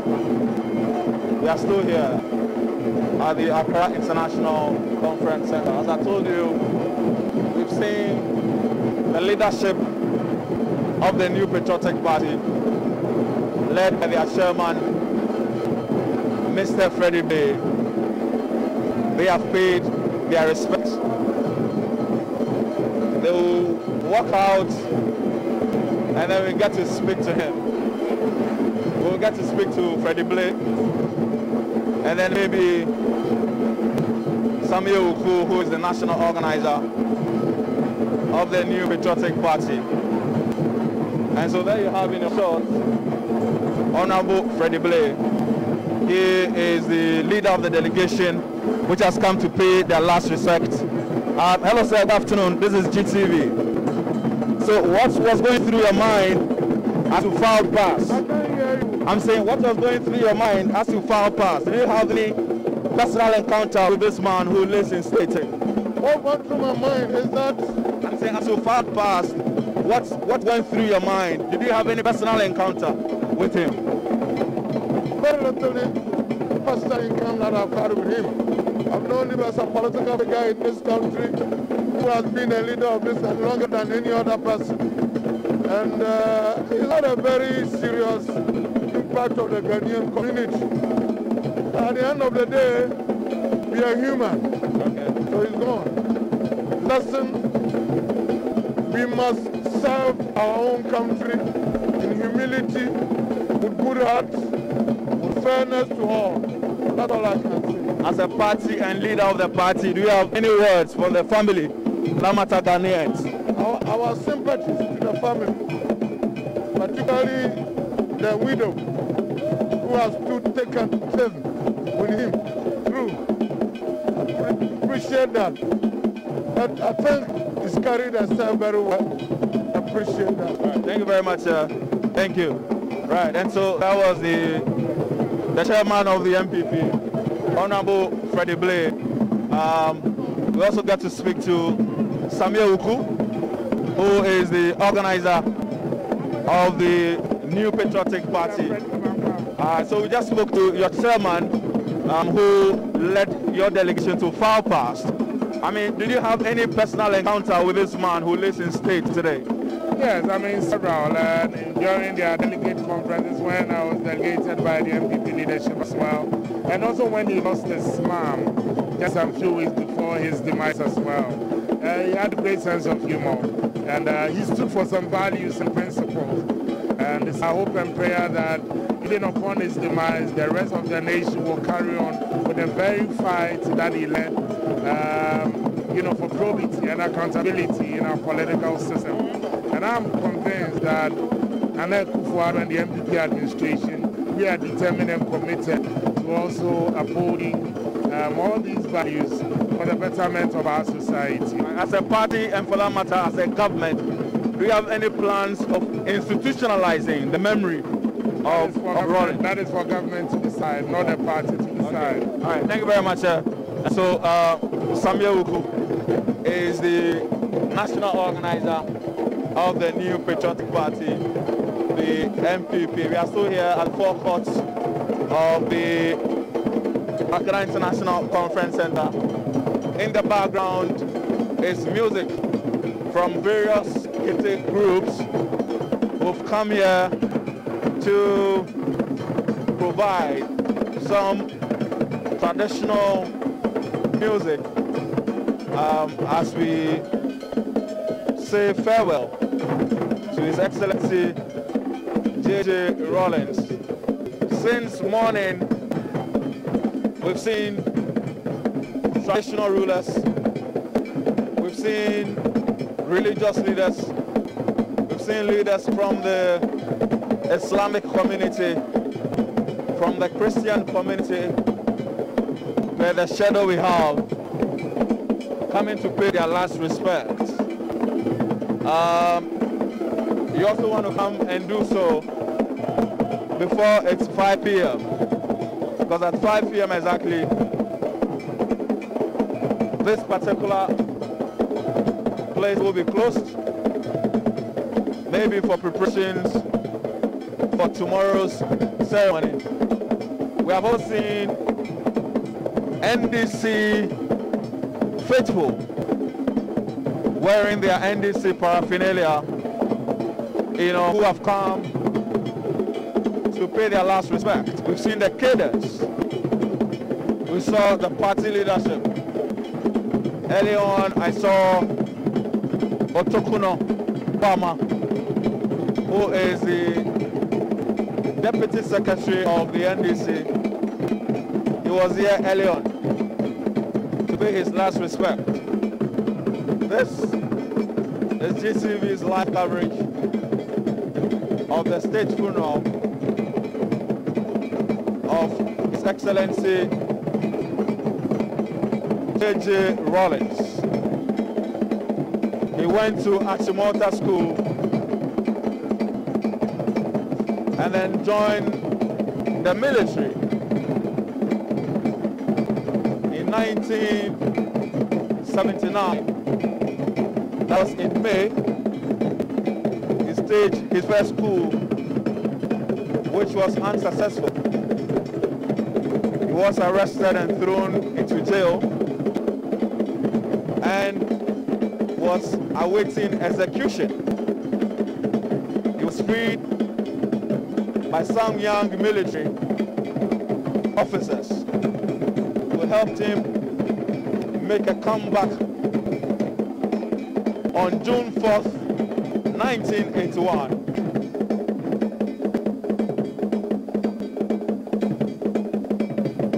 Handed over power to Hila Liman. And today, we celebrate a man who has two sides, the military side and the democratic side as well. He is credited for the democracy we enjoy today. J.J. Rollins will go home finally. In there we have the family. We've seen the widow, Nana Kunedu Ajiman Rollins, and her children, Honorable Zaneto Rollins, MP for Kole. We've seen Timothy Rollins, the only son of the former president. And so we get to speak to more personalities. We speak to Ambassador. Let's speak to Ambassador. All right, so good afternoon to you, sir, and welcome to Ghana Television. You have filed past. What was going through your mind as you did so? Maybe you've come to the final realization that the man is no more. Yes, but you know, Jerry was such a great person. What he did for Ghana was incredible. Those who live in the hearts of the people, they never die. They live forever. Right. You have been a staunch member of the NDC. Did you have any? I'm a civil servant. Right, but you worked with the NDC. We went to school together with Jerry. Right. I work. I'm a career diplomat. I work for the government of Ghana, any government of Ghana. That's okay. All right. So, but did you have what's your personal encounters? Do you have any encounters with him? With this many. I thought we were in Achimota School together. He was my senior in Achimota School. He always stood for the little guy. He was an inspiration to us. I was ambassador of Ghana to Ethiopia, the African Union. Anytime he comes there, he comes to the house. He was our senior brother, our soul brother. He was everything. Right, so you are a diplomat. Can you tell us a little bit about Rawlings's foreign policy at the time? He had an independent foreign policy. No, the foreign policy of Ghana has always been Africa-centered.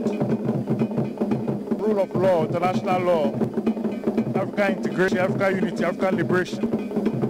That was initially thought through by Kwame Nkrumah, and to various degrees, different presidents followed it.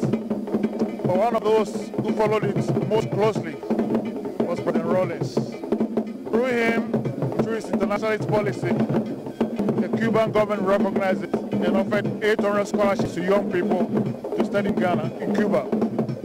Those young people, they are the heart specialists, the cardio specialists, the neurosurgeons operating in Ghana today. Jerry was a phenomenon. That's Ambassador Kwesi Korte, right? Yes. Ambassador Kwesi Korte was a former secretary to the cabinet of President John Mahama. He's come to file pass. Deputy chairperson of the African Union Commission at the moment. All right, thank you very much. That was Ambassador Kwesi Korte. He was a former secretary to the cabinet of Excellency John Mahama and a deputy chairperson of the African Union. We got to speak to some more personalities who have come to pay their last respect. Good afternoon to you. What's your name, sir? My name is Charles Lomi. Charles Lomi. Lomi, yeah. Lomi. All right. So, can you tell us a little bit about what you know about this man? I've known this man since I was a young boy.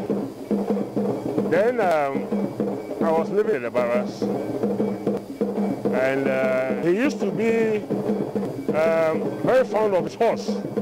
That horse we used to call the horse Lucifer. It was a very wild horse, but then he was not a head of state. He was an officer. We all grew fond of him because he loves everybody. And with the kids, we always gather around him. We like the way he rides his horse. We like the way that he alone is able to tame his horse. Because apart from him, nobody could use his horse. But he had a way of handling this horse. So much that it brought a lot of laugh from the kids to him. And then he had this popular watcher joint, Amalia watcher, that he used to buy his watcher and things. So I knew him all those years. And I also had the opportunity to work with him for a very short time. He's a good man. But the last memories I had of him was, I was at the mother's funeral. And I was working with him at that time, part of the security details. And the way he handled things I don't even know what to say. But his last moment, when the mother was gone, I knew how close he was to the mother. I realized that something had gone wrong with the old man. And even on that night, we were looking for him to sit around us. We found him at the mother's grave in the night. And that is the last I saw of him. He's a great man. We can't have anybody like him again. He has brought a lot of impact to the world and to Ghana and to some of us. He's an inspiration. All right, thank you very much, Charles. Right? Yeah. Okay, so we are still here at the forecourt of the Accra International Conference Center. We've been speaking to personalities, both high profile and regular personalities like myself and you and I, who have come to file past the mortal remains of His Excellency J.J. Rollins. As I told you earlier on, this is the security structure that we have. And so when you enter the Accra International Conference Center, you go through security checks at the far end, and then you get to this booth, and then you are some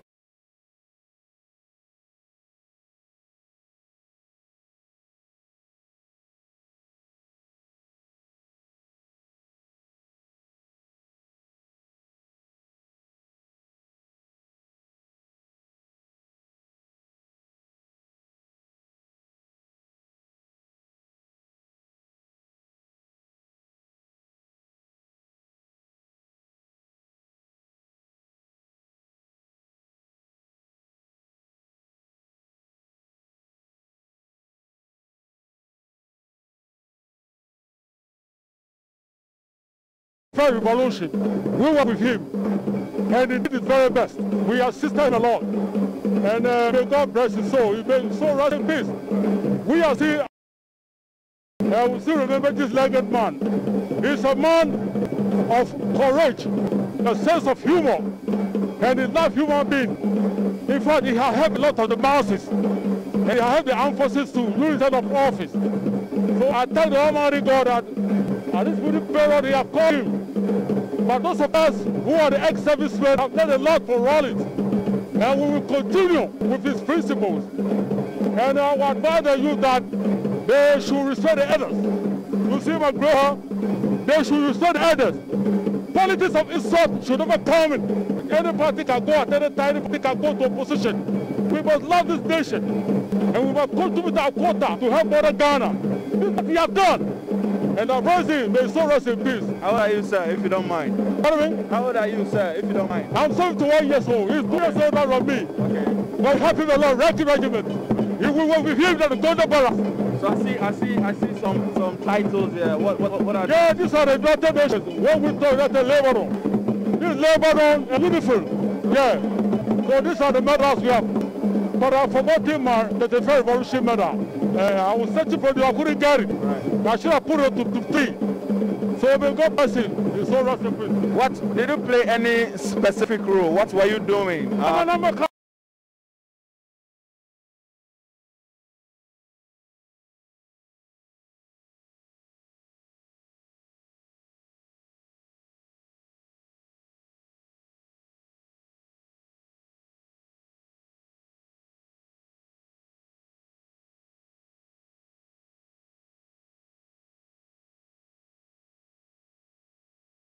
Yeah, but we are low profile. Right. We don't advertise ourselves. Thank you very much. Thank you very much, sir. Thank you, sir. Thank you, sir. Thank you, sir. And so that was Mr. Mensah. He's a very popular man, but on a low profile. We've been speaking to him and some other personalities who have come here to pay their last respect. We're still here at the Accra International Conference Center. We'll make sure that we bring you live pictures. Whatever it is that happens here, we'll make sure that you get to know and you get to see. This is GTV's and GBC News' live coverage of the 4-day state funeral of the former President, His Excellency J.J. Rollins. The whole place adorned with his pictures and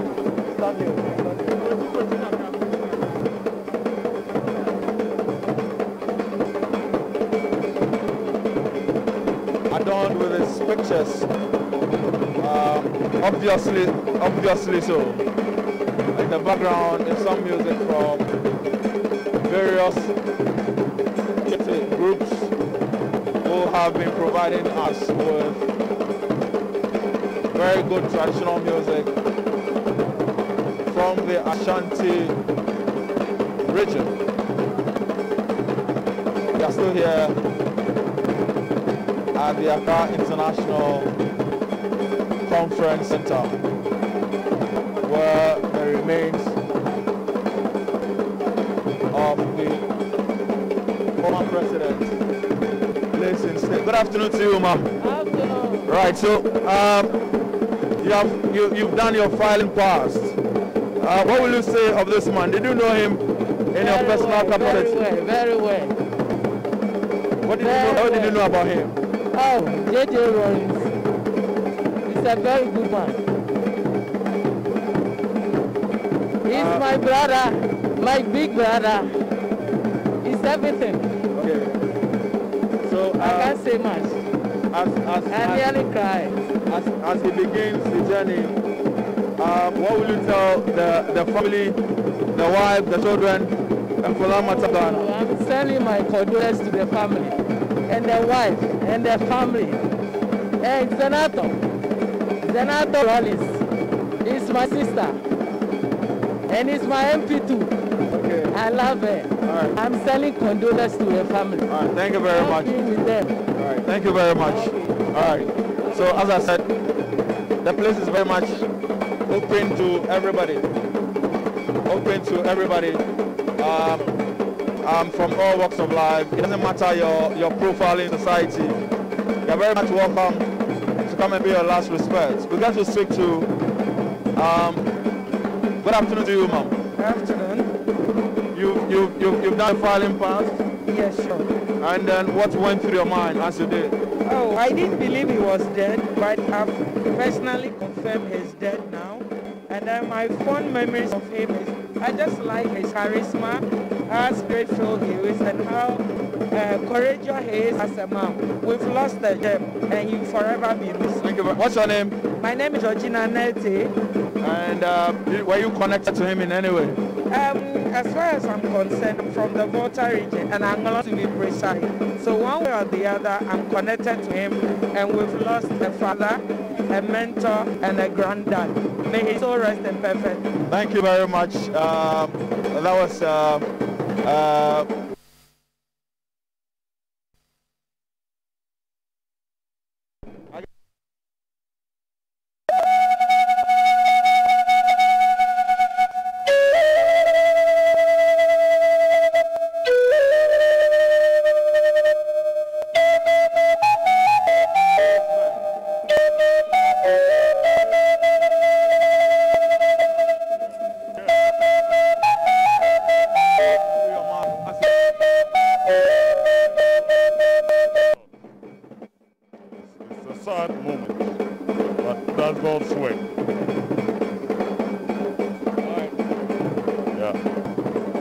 Did you work closely with him in any way?